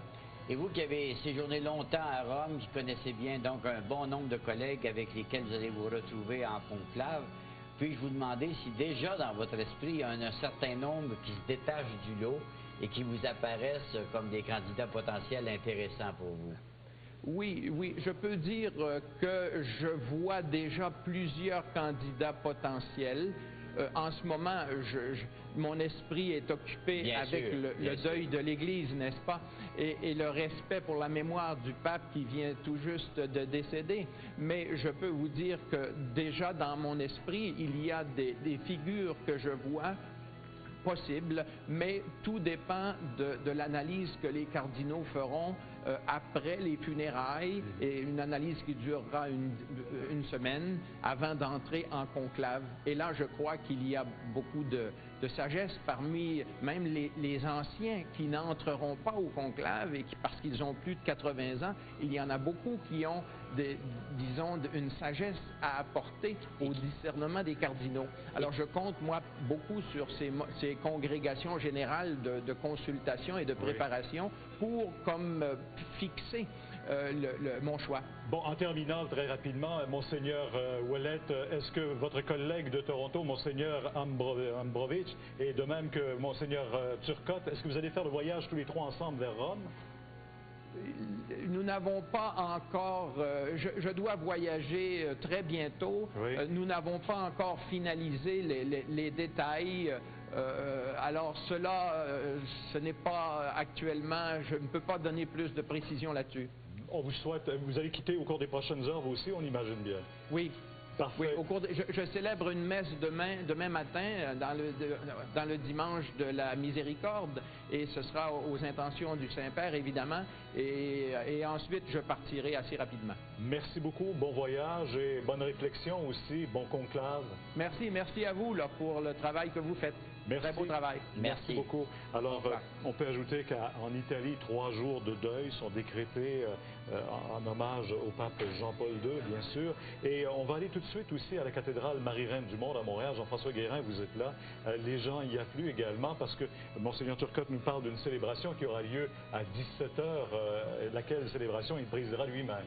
Oui, exactement. Les gens commencent à arriver, je vous dirais particulièrement depuis 15 ou 20 minutes. Vous voyez, à l'avant d'ailleurs, il y a une image du pape qui a été disposée là. Les gens prient ardemment, une atmosphère très solennelle ici à l'intérieur de la cathédrale Marie-Reine du Monde. Et avec nous, pour un petit peu comme en réaction à la mort du pape, Nicolas Thibodeau. Vous me disiez avant d'entrer en ondes tout à l'heure que vous avez été extrêmement affligé là, par la nouvelle cet après-midi. C'est surtout un sentiment de vide. C'est ça qui m'a envahi du moment que je l'ai appris. C'est juste le fait d'apprendre quelque chose et pourtant on l'a vu venir. Sauf que j'ai jamais pu vraiment vivre cette présence-là qu'au moment de son absence que j'ai pu comprendre réellement ce qui s'est passé. Qu'est-ce qu'il représente pour vous? Il était la tête de l'Église catholique et surtout, bon, l'Église qui se veut universelle. Alors, il représente un idéal, évidemment, et il a tant prêché cet idéal-là. Puis ma question aujourd'hui, c'est où s'en vont les idéaux, les valeurs de l'Église, qui aujourd'hui semblent éclipsées par toute notre obsession individualiste, notre obsession de l'instantané. Alors, pour moi, c'est quelqu'un qui représentait des valeurs loin des valeurs belliqueuses, c'était plutôt des valeurs de paix. Quelqu'un qui était très près des jeunes également. Semble-t-il, je dois vous avouer franchement que moi, mon implication auprès de ce personnage-là n'a jamais vraiment été développée. Et c'est au moment de sa disparition que commence à croître en moi véritablement cette apparition-là, cette vision sur l'importance que cela porte pour nous et surtout pour notre génération puis les générations suivantes. C'est un pape marquant, selon vous? Je crois que par le dévouement qu'il a fait et aussi par votre présence, ça montre en quoi il était important. Sinon, vous l'auriez jamais couvert. Merci, M. Thibault. Merci. Alors voilà, des réactions qu'on prend comme ça depuis quelques minutes, alors que les gens entrent. Très beau témoignage, Jean-François. Très beau témoignage. Il s'exprime clairement comme ça aussi, et en quand disant on parle, que vous Pierre, ne l'auriez jamais couvert s'il n'avait pas été intéressant, s'il n'avait pas eu de message à livrer. Il a tout à fait raison. Aujourd'hui, on le sent particulièrement. Et pendant que vous nous parlez de Marie-Reine du Monde à Montréal, il y a aussi à Cracovie, on voit ces gens, c'est le village, en fait c'est la ville que représentait Karol Wojtyła lorsqu'il était archevêque de Cracovie et cardinal de Cracovie avant de devenir le pape Jean-Paul II au mois d'octobre 1978. Vous voyez cette foule massée devant la cathédrale de Cracovie, toute silencieuse là aussi, en recueillement, en signe d'hommage à Jean-Paul II. Et il est passé minuit là-bas. Et il est passé minuit. Lui qui est décédé, le pape Jean-Paul II, je vous le rappelle, à 21h37, décédé dans ses appartements, ses appartements privés du Vatican. Jean-François, vous avez aussi rencontré d'autres personnes? Oui, exactement. Bon, on va tenter de parler en direct. Excusez-moi, madame. Votre réaction à la mort du pape? Vous vous sentez trop touché? D'accord. On a des gens qui peut-être maîtrisent moins bien le français, mais je peux vous dire, Pierre, que tout à l'heure, dans l'entrée, on a parlé vraiment à un éventail de gens, des gens plus jeunes, des plus âgés, des gens de toute origine, et vraiment chacun avait un témoignage à rendre. Évidemment, les gens n'ont pas connu l'homme personnellement, mais au-delà du chef de l'Église, ils appréciaient ses qualités humaines, sa proximité avec les jeunes, le message de paix, son implication au niveau politique également, dans plusieurs conflits où il a pris position. Alors, ce sont des choses que les gens ont appréciées. Je pense qu'on peut entendre maintenant mon collègue Joël Goulet, qui s'est rendu, lui, dans les alentours de l'Église Notre-Dame, où il a rencontré des fidèles qui se rendaient justement rendre hommage au pape. On l'écoute. Ah ben, je m'en attendais un peu, hein. Ça fait depuis quelques années qu'il est malade. Je trouve ça un peu surprenant, par exemple, que ça fait quand même plusieurs jours que tout le monde parle de qui va être son successeur, et puis c'est un peu bizarre de quasiment qu'on parle de lui alors qu'il était pas encore mort. Il a fait beaucoup de choses, je crois que c'est pour ça qu'il est très apprécié, qu'il a été reconnu.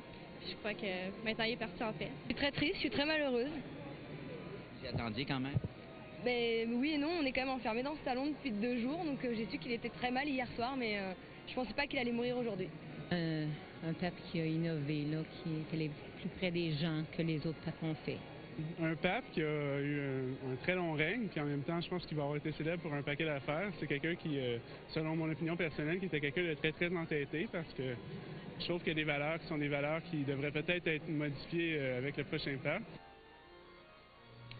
Pierre, derrière le cardinal Turcotte à la conférence de presse cet après-midi, il y avait cette photo géante, évidemment, mais je vois Monseigneur Ducaire qui a déjà été indiqué prière à l'occasion du décès du pape Jean-Paul II pour l'élection de son successeur, et ça circule déjà, donc on était préparé, on avait préparé. Qu'est-ce qu'on retrouve dans ce lien? On retrouve essentiellement les prières qui accompagnent le deuil du pape. Vous savez, le missel romain prévoit déjà des textes pour ce type de célébration, ainsi que pour l'élection du futur successeur.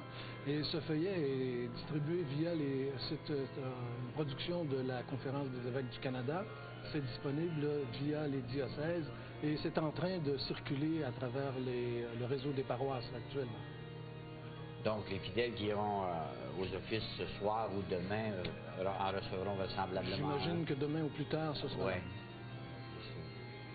Monseigneur Ducaire, on l'a vu, on a entendu les témoignages de tous ceux qui sont rendus en hommage à Jean-Paul II.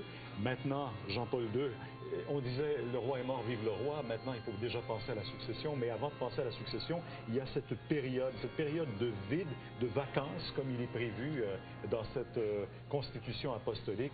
Quelles sont les étapes que nous devons surveiller au cours des prochaines heures, des prochains jours? D'abord, les premières congrégations générales. Vous savez, congrégation au sens de rassemblement, de réunion des cardinaux qui arriveront. En fait, déjà, ceux qui sont à Rome sont conscrits dans ces congrégations parce qu'il y a déjà un certain nombre de décisions à prendre immédiatement concernant les funérailles du souverain pontife, la façon de l'exposer, etc. Et à mesure que les cardinaux arriveront, ils se joindront aux congrégations générales. Il y aura aussi un certain nombre de congrégations particulières, mais là, c'est pour traiter des thèmes d'affaires courantes, vraiment regroupés par thème. Et il y a une rotation qui sera établie entre les cardinaux pour participer à ces commissions un peu particulières. Et s'il y avait des sujets litigieux ou des sujets qui dépassent les affaires courantes, on dit tout de suite, attendez le prochain.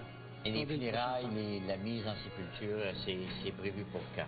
Il y a un deuil général de 9 jours à compter de maintenant, et les funérailles officielles et l'illumination auront lieu entre le 4e et le 6e jour, c'est-à-dire à peu près au milieu de la période de deuil.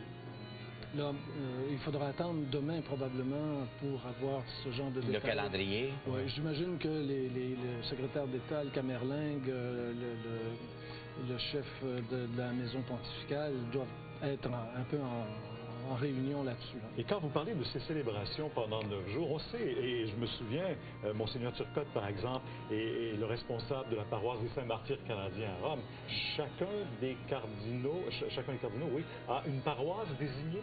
Oui, chaque cardinal est titulaire d'une église dans la ville de Rome même. Alors c'est là qu'il va aller célébrer, j'imagine, pendant ces 9 jours? Normalement, il devrait y aller au moins une fois pendant les 9 jours, mais les célébrations officielles ont toutes lieu à Saint-Pierre, à la basilique Saint-Pierre, ou dans l'une ou l'autre des basiliques majeures, et c'est présidé par un cardinal à tour de rôle. J'entendais dans les témoignages du Monseigneur Ouellet tout à l'heure que le conclave ne suit pas immédiatement le lendemain des funérailles. Il y a encore une période de temps avant la réunion des cardinaux. On attend au moins les 9 jours de deuil. Oui. Et ensuite de ça, il y a une période qui peut aller jusqu'à 15 jours, éventuellement 3 semaines. Ça dépend de... Avant le conclave? Oui. Ça dépend de la facilité qu'on a à regrouper les cardinaux. Rappelez-nous donc l'histoire du conclave, Claude. Je pense que pour le bénéfice des téléspectateurs qui ne savent pas exactement qu'est-ce que c'est que le conclave. On a peut-être compris que le conclave, c'est la réunion des cardinaux. Bien sûr, ça, tout le monde le sait. La réunion des cardinaux va choisir un successeur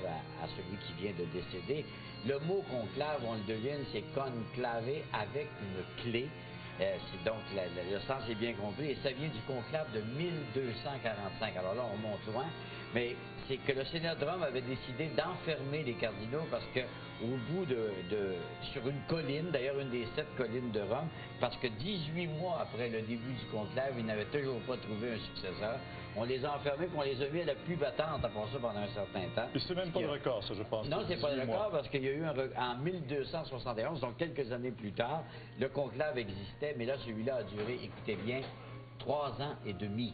Il faut comprendre que le pape était un chef terrestre, si je peux dire aussi. Il avait des terres, le Vatican, les terres qui appartenaient à la papauté étaient éminemment plus grandes que le Vatican d'aujourd'hui. Et donc, il était un chef d'État avec qui tous les autres ducs d'Italie devaient compter. Et il y avait beaucoup de politique là-dedans. Il y en a beaucoup moins maintenant dans le choix. On risque plus de voir ça avec cette constitution possédée. La rivalité ancestrale entre les grandes familles de Rome, il n'y en a plus question. On ne prévoit pas 3 ans et demi. Là. Absolument pas. C'est une affaire de semaines de fait en... Mais vous évoquez donc, excusez-moi d'insister là-dessus, mais je pense que ça intéresse tout le monde aussi parce que chacun cherche le moment où on connaîtra le successeur de Jean-Paul II. Vous dites, il peut, à la fin de la période de 9 jours de deuil, avoir encore un bon délai, vous évoquez jusqu'à 3 semaines, pour que le conclave commence. Cela dit, pour donner autant aux cardinaux d'arriver. J'imagine, à une autre époque, ça s'imposait. On dit que les cardinaux américains sont déjà arrivés en retard, d'ailleurs, pour l'élection de Pie XI et de Benoît XV. Alors, sans aller à cet excès, les moyens modernes, quand même, de transport, et tout le monde va être là d'ici 72 heures, j'imagine. J'ai bien l'impression. Et même Jean-Paul II a prévu une provision qui est un peu nouvelle, à l'effet que si un cardinal, à supposer que le conclave soit démarré, si un électeur arrive en retard, il peut entrer. Il ne peut plus sortir, mais il peut entrer. Et c'était interdit auparavant? Auparavant, c'était fermé complètement. Ah bon? Quelqu'un qui est en retard, il est en retard. Mais là, il faut dire aussi qu'ils sont très bien installés maintenant avec ce petit hôtel qu'on leur a aménagé, qui est l'hôtel Santa Marta. Oui, ça, c'est vraiment un bon coup, si on peut dire, de Jean-Paul II. Une initiative de Jean-Paul II. Ah oui, c'est d'avoir libéré le fardeau de loger dans la chapelle Sixtine, vous savez. Mais c'est pas là, c'est à la chapelle Sixtine quand même qu'il délibère. C'est là que se tient le vote, mais c'était dans les appartements, les sacristies autour de la chapelle, qu'on montait des lits de camp, séparait des rideaux, des installations sanitaires un peu précaires. Enfin, c'était pas intéressant. Là, alors que là, ils ont vraiment un lieu dortoir, si on veut dire, où après leur prière et leur vote, s'ils n'ont pas élu aucun... maintenant, chaque électeur a sa chambre et puis c'est confortable. Est-ce que l'élection se fait à majorité simple? Est-ce que c'est à majorité... 2 tiers. Aux 2 tiers? Oui, obligatoirement. Il y avait d'autres modes de scrutin autrefois qui avaient cours, comme par exemple le mode d'élection par acclamation. On pense que quelqu'un peut se lever et dire « Moi, je vote pour Claude Charron ». Et tout le monde d'applaudir. Alors voilà, l'acclamation est faite. Alors Jean-Paul II a aboli ce système, cette façon de faire pour garder seulement le vote secret. On pourrait rire que parce que vous mentionnez le nom de Claude Charron, non pas parce que c'est celui de Claude Charron, mais ça pourrait être un laïc. Parce que, éventuellement. Un pape, le cardinal, c'est un titre, c'est monsieur le cardinal d'ailleurs, c'est pas un monseigneur nécessairement. Ça l'est dans l'Église, mais celui qui deviendrait pape pourrait aller être choisi à l'extérieur. Oui, à ce moment-là, on leur donnerait prêtre et évêque immédiatement. Ou si Est-ce qu'on a vu ça dans l'histoire? Mondo. Il y a eu des élections d'évêques comme ça qu'on est allé chercher. Il y a toujours le célèbre exemple de Célestin V, il y a 500-600 ans, là, qui était un pieux moine. Et comme le conclave ne s'entendait pas sur aucun des cardinaux présents, à ce moment-là, ils ont jeté leur dévolu sur ce pieux moine. Ils ont dit, on a besoin de vous. Venez. J'ai une question aussi que j'imagine habite l'esprit de nos téléspectateurs. On a combien de fois évoqué le fait que c'est un pape polonais, le premier depuis je ne sais plus combien d'années, qui n'était pas italien. Est-ce que vous croyez que le moule est brisé maintenant à jamais, que on ne songe même plus à retourner à un Italien, ou alors si on retourne à un Italien, ce sera pour ses qualités personnelles et son propre mérite, mais que vraiment la course est d'où que vous veniez, d'Ukraine ou d'Argentine ou du Québec, pourquoi pas, vous avez une chance d'avoir été remarqué par vos pairs et de devenir. Ça ne fait plus de différence, autrement dit, votre pays d'origine. Non, c'est devenu impossible. C'est devenu impossible. Non pas une obligation. Vous savez, on choisissait parmi les gens d'Italie parce que... Ils étaient majoritaires au départ. Ils étaient presque exclusivement d'Italie. Ils étaient très nombreux. Et ensuite, la question des distances, la question de se transporter était un obstacle assez important. Ouais. Alors, ça facilitait les choses de choisir quelqu'un qui était... Alors que maintenant, ils ne sont plus, Pierre, que 35 Italiens sur... Et 39 cardinaux de l'Italie, 20 cardinaux seulement électeurs. Ah bon? Présentement, oui. Alors qu'au total, il y en a 60 pour l'Europe et la balance est dans les 117 autres. Donc, il en reste 57 qui sont de l'extérieur de l'Europe, l'Amérique latine, l'Afrique, où il y en a de nombreux également.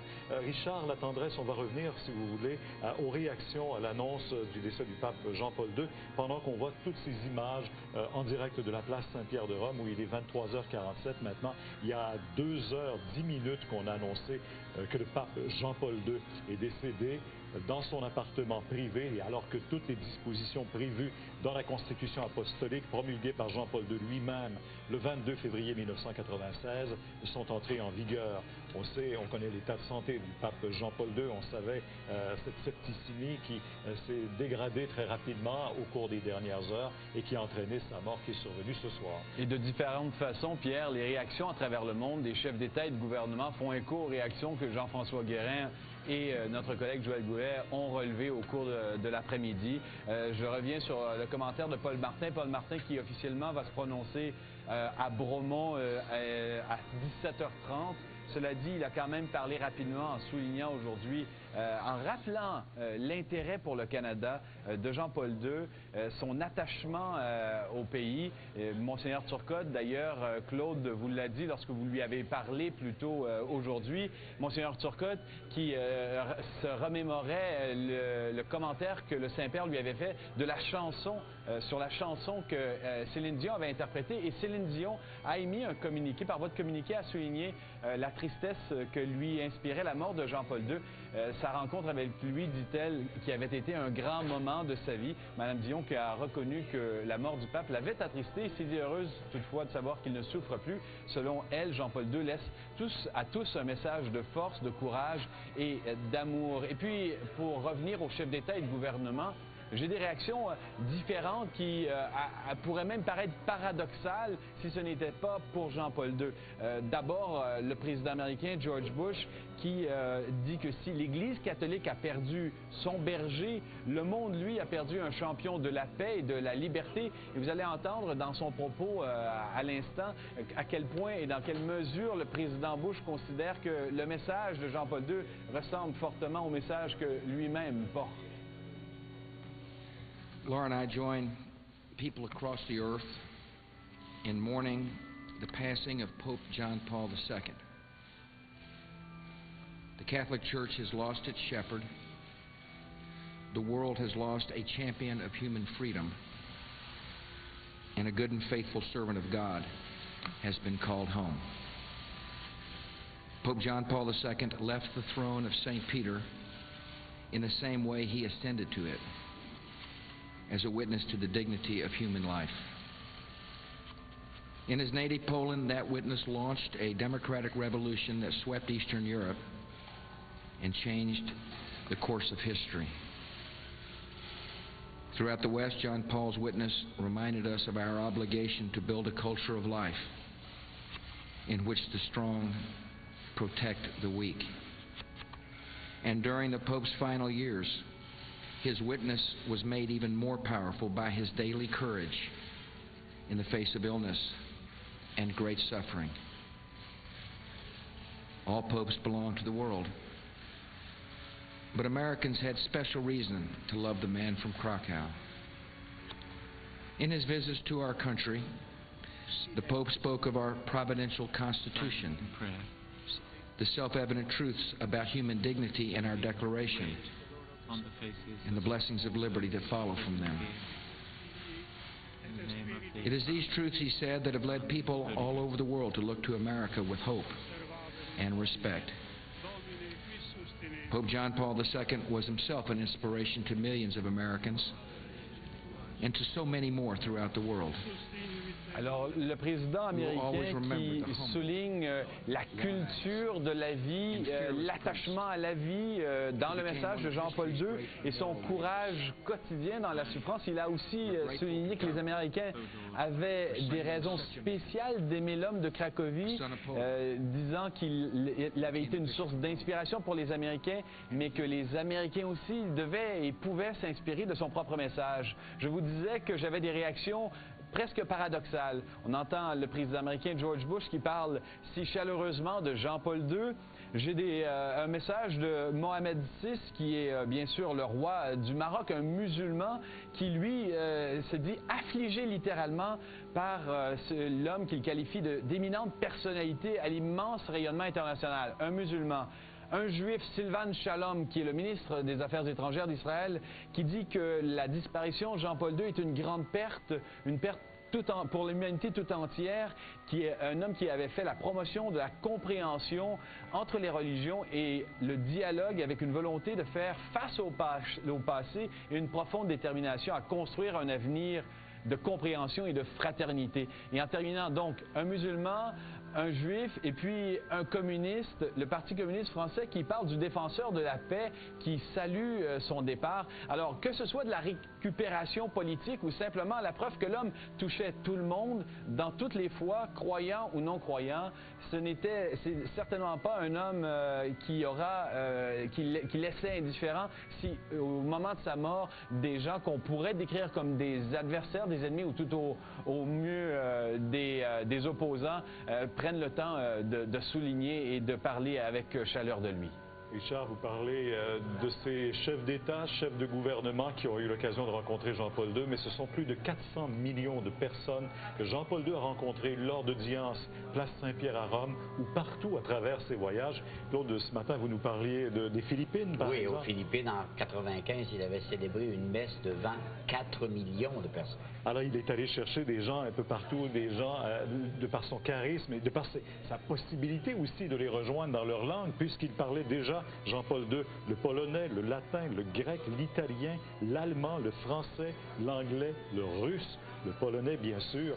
Alors, les gens ordinaires l'aimaient parce qu'il était près d'eux. Et il y a des gens qui, aujourd'hui, sont à la basilique Marie-Reine des Cœurs, à Montréal, Marie-Reine du Monde, pardon, à Montréal, et qui entendront cette célébration dans quelques minutes du cardinal Jean-Claude Turcotte. Jean-François Guérin, vous êtes là. Ces gens sont très présents avec ce qui se passe place Saint-Pierre en ce moment. Oui, présentement, beaucoup de gens qui entrent. Ça va commencer dans environ 5 minutes. Avec moi, une dame d'origine libanaise. Madame, comment vous réagissez à la mort du pape? Je suis très triste. C'est quelqu'un qui... De quelle façon il vous a marqué? De toute façon,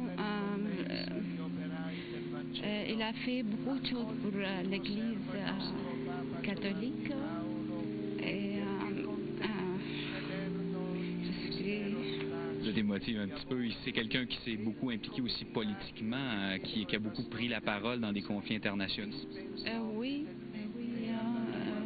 aussi pour les chrétiens au Liban, il a fait beaucoup de choses aussi. Vous êtes un petit peu ému. On va vous laisser aller vous asseoir pour la célébration. Merci beaucoup, madame. Il y a quelques instants, Pierre, il y a quelques minutes, lorsque les gens entraient dans le hall de la cathédrale Marie-Reine du Monde, on s'est entretenu avec des personnes qui nous ont, chacune à leur façon, dit de quelle façon le pape Jean-Paul II les a marqués. On peut les écouter. Mais c'est le pape il a beaucoup voyagé, il a beaucoup fait pour le monde. Et il prêche la paix. Je pense que c'est une grande perte pour les catholiques de notre monde et aussi pour l'humanité tout entière. Je pense que c'est un grand homme. Puis je me considère privilégié d'avoir eu l'occasion de le voir de près en 84. Et on vient de l'apprendre cet après-midi, puis on est très déçus, évidemment. C'est un grand homme qui s'en va. J'aimais beaucoup le pape parce que c'est un homme qui est droit. C'est ça, c'est pas autre chose. Alors moi, je trouve que c'est un témoin du Christ. C'est un moment triste. J'ai suivi les reportages ce matin à la télévision, puis je viens aujourd'hui ici pour adresser une dernière prière en la mémoire de Jean-Paul II. Oh, je trouve que c'est triste, mais il est délivré au moins. Moi, de ce que les papes que j'ai connus, c'est celui qui a été le plus marquant. Alors, des témoignages comme ça, il y en a à gauche et à droite, chacun a sa façon de le voir. Et ici, à l'intérieur de la cathédrale Marie-Reine du Monde, donc les gens prennent place. Il y a 1200 places pour cette célébration qui sera présidée évidemment par le cardinal Turcotte vers 17h. Évidemment, il l'avait annoncé vers 14h cet après-midi. À ce moment-là, on ne savait pas ce qui allait arriver. Quelques minutes plus tard, on apprenait la mort du pape. Et juste pour vous montrer, ici, on a distribué aux gens un livret de prières à l'occasion du décès du pape Jean-Paul II. On vient tout juste de les distribuer à l'intention des gens qui vont assister à cette célébration-là dans quelques minutes. Donc, célébration très attendue et beaucoup de gens donc, qui sont amenés ici en vue de cet événement très spécial. Merci beaucoup, Jean-François. Monseigneur Dicker, vous voyez déjà, c'est distribué dans les paroisses. Bravo. Et puis, on va aller du côté aussi de Québec, à l'archidiocèse. Pierre Jobin est là aussi. On sait que Monseigneur Ouellette, qui s'apprête à partir pour Rome, lui aussi prévoit des célébrations de son côté, du côté de Québec. Pierre. Bon après-midi, Pierre, oui. Alors, Monseigneur Ouellette vient de terminer sa conférence de presse ici. Nous sommes allés recueillir il y a quelques minutes des réactions de gens ici dans la région de Québec, de pratiquants, de gens qui étaient à la messe cet après-midi. D'ailleurs, Monseigneur Ouellette va célébrer une messe demain matin à 9h30 à la Basilique de Québec, spécialement pour les fidèles de la région de Québec. Je vous invite à écouter tout de suite quelques réactions, Pierre.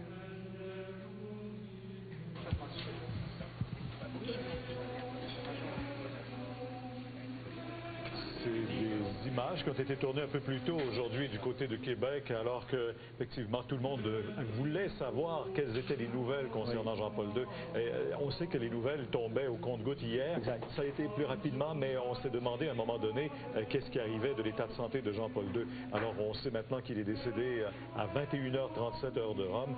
Ces commentaires, vous les avez eus aussi des gens du côté de Québec. Pierre, les gens que je rencontrais ce matin très tôt, lors de l'émission spéciale, même à la Basilique, il y avait 4 célébrants, 4 prêtres, il y a très tôt ce matin qui célébraient, qui faisaient d'abord des prières. Par la suite, ça a été une messe à 8h. Il y avait beaucoup déjà quelques personnes, une dizaine peut-être dans la basilique ici. Par la suite, il y a eu un peu plus de gens tout au cours de la journée. Est-ce qu'on est maintenant en mesure d'écouter justement ces réactions qu'on a recueillies ici à Québec? Non, bon, je peux simplement vous dire, on peut y aller. On les écoute tout de suite. Ça me fait de la peine. Parce que c'est un pape qui a réuni, je trouve, les nations. Oui, ça me fait de la peine. Vous allez avoir une pensée pour lui ce soir? Oh oui, oh oui. C'est un pape qui a travaillé beaucoup pour la paix. C'est l'avoir, mais il a travaillé beaucoup, il nous a édifié beaucoup. Ça me fait beaucoup de peine parce que c'est un pape qui est très aimé, puis que j'aimais beaucoup aussi. Et puis, ça me touche beaucoup. Ça me fait de la peine. Oui, je pense que c'est un grand homme et que tout le monde devrait être affecté par son décès. Il fallait qu'il se retourne vers le bon Dieu. Et c'était l'âge puis il était malade.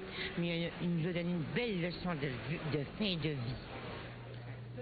Également, en ce moment, il y a des prières qui se font du côté de la basilique de Sainte-Anne-de-Beaupré. Pierre, je vais revenir sur le témoignage de Monseigneur Ouellet cet après-midi qui a précisé qu'il était mort dans la résurrection, dans le dimanche de la résurrection. Ce qui l'a le plus touché, Monseigneur Ouellet était très ému par moments. C'est l'histoire de cet homme en Pologne, à Cracovie, parce qu'on sait que Jean-Paul II devait étudier la prêtrise en cachette, souvent le soir, la nuit, et travailler le jour pour les nazis.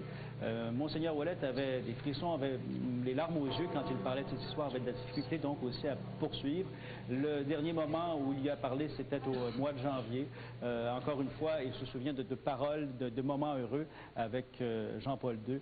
Et il a aussi fait un peu comme Jean-Paul II en quelque sorte, décidé de destiner son cardinalat à la jeunesse, comme Jean-Paul II l'avait fait. Alors pour lui, c'est vraiment un exemple et il veut un peu suivre cet exemple au cours des prochaines années parce que c'est le message qu'il a lancé ici dans la région de Québec. Les jeunes doivent se rapprocher de l'Église, c'est ce qu'il tente de faire ici.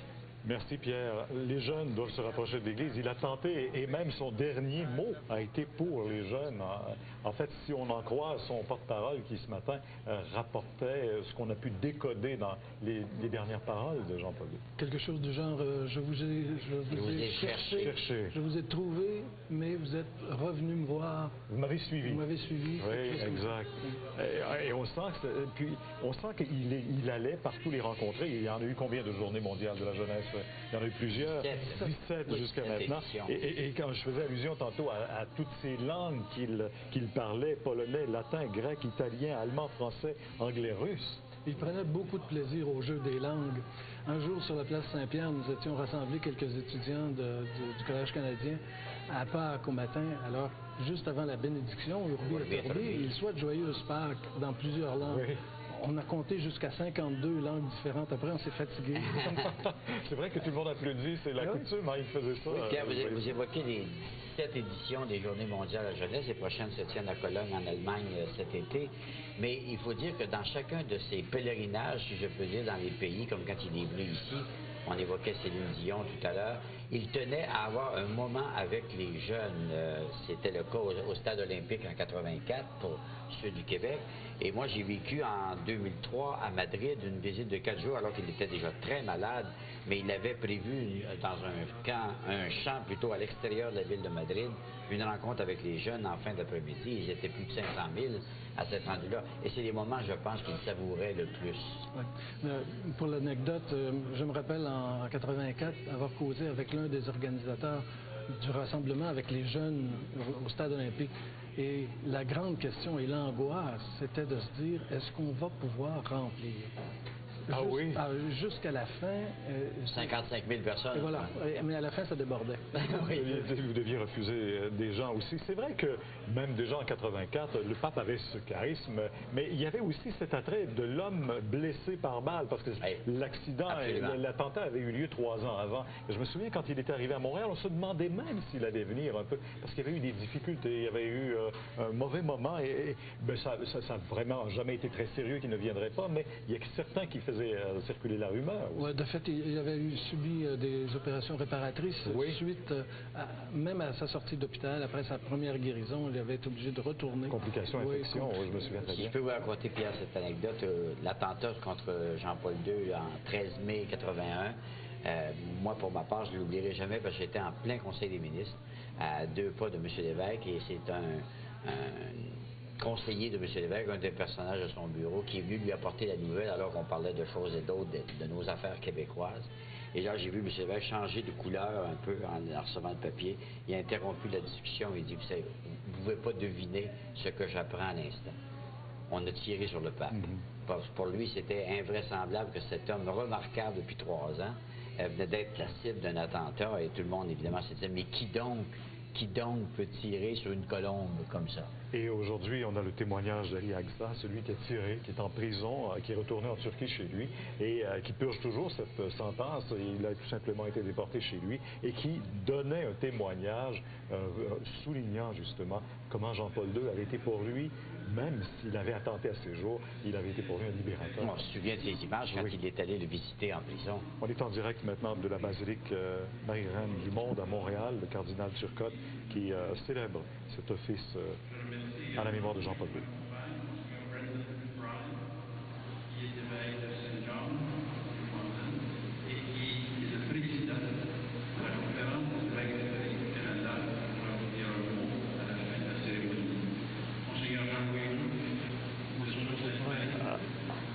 avoir justement Monseigneur Turcotte qui explique un peu la façon dont cette célébration aura lieu aujourd'hui. Qui parlera? Le président de la Conférence des évêques catholiques du Canada est là aussi et dira un mot, bien sûr, aux fidèles à la suite du décès, de l'annonce du décès. Je vois dans Jean-Paul II quand même 26 ans de pontificat et je regarde dans tout ce qu'il a eu à accomplir. Notre consistoire, c'est ça, il a choisi ses 232 cardinaux, dont 117 maintenant auront à choisir son successeur. Il a eu également beaucoup de rencontres, dont les synodes des évêques. Vous qui êtes évêque, qu'est-ce que c'est que le synode des évêques et quelle est votre responsabilité quand vous allez vers le Saint-Père? Le synode est comme une conférence, si vous voulez, qui rassemble des évêques délégués de chaque conférence nationale. Alors, par exemple, au Canada, nous déléguons 4 évêques à chacun des synodes, 2 de langue française et 2 de langue anglaise. Et ce sont les porte-paroles de la conférence devant le pape et l'Assemblée des évêques, de fait, sur la question, le prochain synode que Jean-Paul II avait lui-même convoqué devait porter sur l'Eucharistie. Alors, nos délégués sont à se préparer là, actuellement. Et puis, sur la suite des choses, ça tout dépendra du nouveau qui sera élu et de la suite des choses. Ah oui, tout dépend du nouveau pontife. Pour le moment, tout est arrêté. Là. Oui, parce que de fait, c'est convoqué par le pape et tenu par le pape, comme un concile d'ailleurs. Oui. On aura des images de Times Square dans quelques instants. Je pense qu'on peut les voir, ces images de Times Square à New York que vous voyez sous la pluie, là-bas, pluie abondante qui tombe aujourd'hui à l'annonce du décès du pape Jean-Paul II.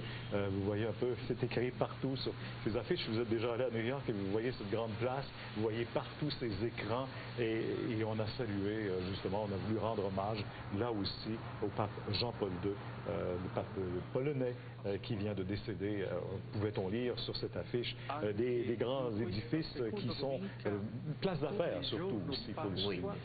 Pierre, on évoquait tout à l'heure les jeunes, on en a parlé abondamment. Nous en avons une avec nous actuellement, Isabelle Lessard, qui a vécu 4 des 17 éditions des Journées mondiales de la jeunesse. Isabelle, je m'adresse à vous pour avoir votre réaction d'abord, parce que quand on s'est parlé plus tôt dans la journée, nous étions dans l'expectative. Maintenant, voilà que vous savez qu'il est décédé. Oui, ben, c'est sûr que c'est un moment important. Je ressens... C'est sûr qu'il y a de la peine, mais en même temps, de la joie parce que cet homme-là, maintenant, est délivré de sa souffrance. Et puis, on le sait, on l'a vu, il s'est battu en Lyon toutes les dernières années de sa vie. Il était affligé par la maladie et puis maintenant, ben, il est libéré. Et puis, enfin, il a atteint ce qu'il désirait atteindre, c'est-à-dire qu'il a passé de l'autre côté et puis maintenant, il est en route vers la vie éternelle. Vous êtes encore très loin de la vieillesse, mais j'ai envie de vous demander, Isabelle, si justement ce témoignage de ces dernières années, c'est vous qui venez de m'amener sur ce terrain-là, vous a enseigné quelque chose et vous a préparé d'une certaine manière à non seulement à voir différemment les gens vieux et malades, mais à savoir que c'est aussi la fin qui vous attend vous aussi. Bien, c'est sûr que de voir sa détermination et puis le pape était en santé il était assez mal en point au point de vue de sa santé et malgré tout il continuait, il persévérait et c'était pas sa santé qui l'empêchait d'accomplir ce qu'il avait à accomplir. Et puis ça, c'est sûr que c'est un message extraordinaire de persévérance et puis de foi c'est sûr, et puis c'est très très inspirant parce que ça nous montre que finalement quand la volonté est là, ben le corps, c'est sûr qu'il peut nous ralentir, mais il ne peut pas nous stopper. Puis ça, c'est vraiment impressionnant à voir. Bon, vous aviez 15 ans à votre première, quand vous vous êtes faufilé, illégalement, je devrais dire d'ailleurs, parce que je suis supposé d'avoir 16 ans pour aller aux Journées mondiales de la jeunesse. Oui, effectivement. J'étais là en tant que scout.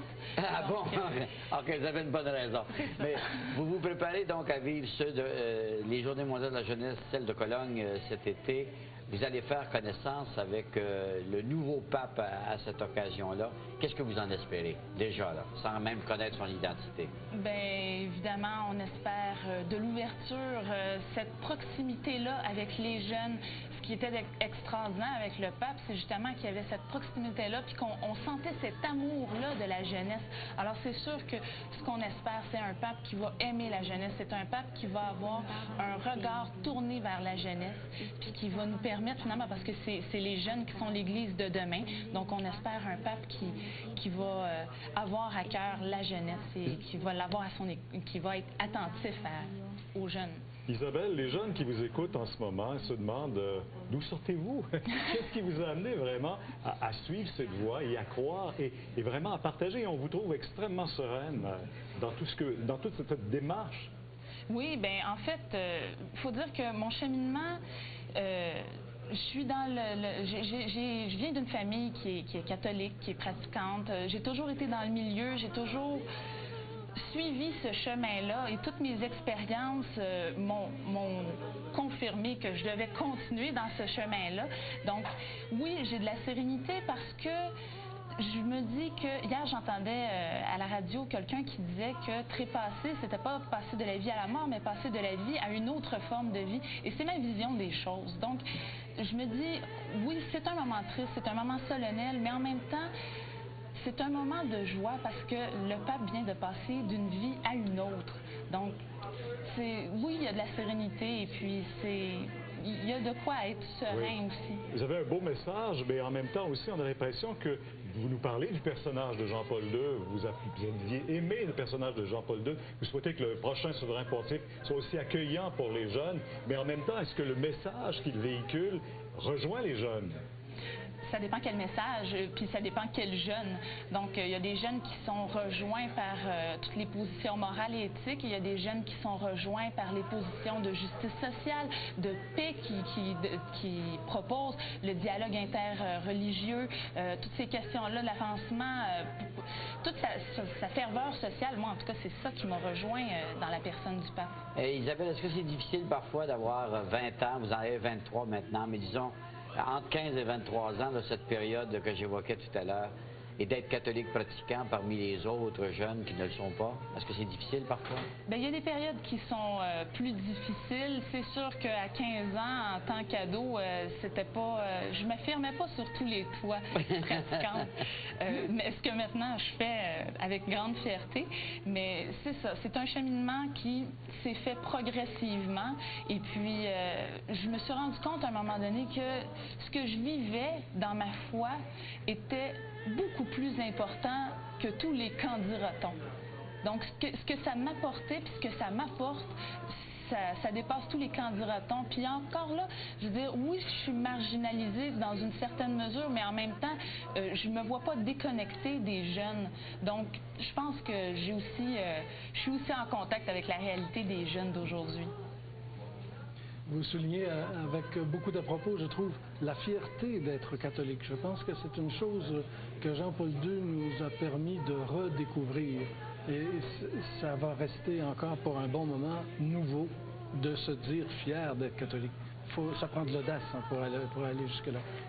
Oui, oui, effectivement, ça prend beaucoup d'audace. Merci beaucoup, Isabelle. Ça me fait plaisir. Merci infiniment. La nuit est tombée à Rome. Vous voyez ces images en direct de la place Saint-Pierre. Les appartements du pape encore illuminés. On voit ces lumières, les appartements, même la chambre du souverain pontife. Il est minuit 13 maintenant, place Saint-Pierre. Dans quelques instants, on aura l'occasion de parler à Paul Larocque. Paul Larocque qui était avec cette foule de pèlerins, place Saint-Pierre, lorsque tout à coup on a interrompu la prière du rosaire pour annoncer officiellement le décès de Jean-Paul II. Il était 21h58, nous dira Paul tantôt, 21h58, mort survenue du pape une vingtaine de minutes plus tôt. Vous évoquez les fenêtres allumées à ses appartements. Je vous rappelle que plus personne n'a accès à son bureau et à sa chambre maintenant si sa dépouille en a été retirée. Parce qu'ils ont été mis sous scellé, n'est-ce pas? Bien, ils le seront dès que la dépouille mortelle sera retirée. Oui. Il est possible, j'imagine que tous les cardinaux qui sont là et tous ceux qui voudraient aller le saluer dans son entourage, avec un certain titre, j'imagine, peuvent le faire. Est-ce que vous croyez aussi tout est fermé à partir de maintenant? Je pense que l'accès à la dépouille mortelle du Saint-Père est fermé jusqu'à temps qu'on le revête dans le fond de vêtements pontificaux. C'est vrai qu'on n'a pas le droit de prendre de photos du pape dans son lit. Malade ou mourant ou décédé, tant qu'il n'est pas réhabillé avec de fait les ornements pour la messe. Oui. Je pense qu'il s'est arrivé qu'il y a une photo de Pidou, je crois, qui avait circulé à la suite de son décès. Et c'est à partir de ce moment-là que Paul VI avait dit jamais plus. Là. Oui, mais encore qu'on a vu Jean-Paul II, alors qu'il a été, après l'attentat, on l'a vu hospitalisé. Oui. En jaquette d'hôpital, oui. Très bien. Oui, c'était une image assez étonnante, alors qu'on voit Messieurs, toujours... j'évoquais avec des plus jeunes que nous cet après-midi les funérailles de Paul VI et la façon absolument humble et modeste qu'il avait choisi de faire ses adieux à la terre. On l'avait mis dans... Il avait demandé qu'on le mette dans une petite boîte en bois d'une grande simplicité rustique. Il tombait des clous cette journée-là aussi, ce qui fait que ça faisait un spectacle encore plus macabre, si je peux dire, que de voir son... On sait que dans cette boîte, il y a le corps d'un pape. On était loin, très loin du catafalque de Jean XXIII. Absolument, tiré par des chevaux ou poussé par des porteurs, je ne me rappelle plus. Mais, et donc, je reviens à cette image de Paul VI, la tombe déposée à même le sol, quasi dans une flaque d'eau, parce qu'il tombait... Il pleuvait, il tombait des cordes cette journée-là. Croyez-vous qu'il y a des volontés semblables qui pourraient émaner de Jean-Paul II? Est-ce qu'il a écrit ses volontés de comment il veut être enterré, comment il veut que la cérémonie se déroule? Oui.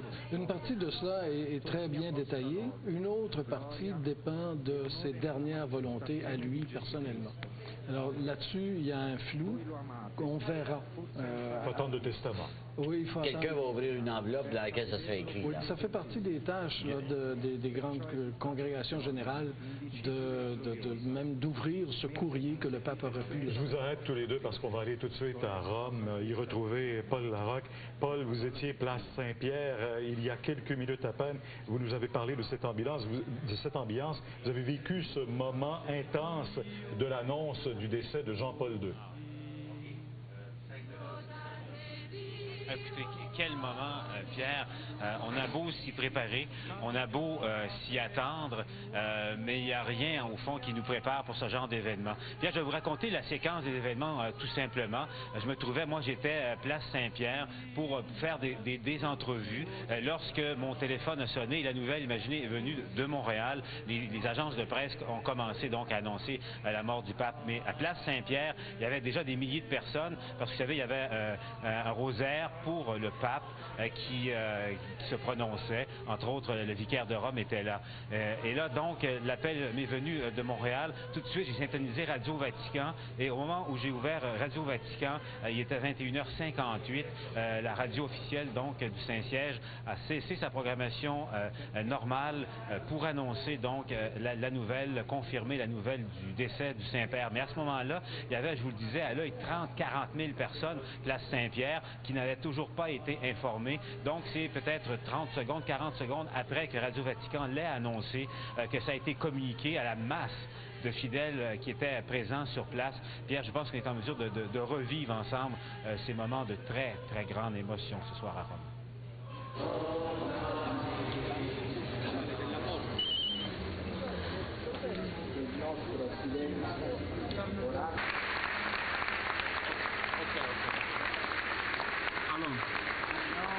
E copiosa podeum redentio.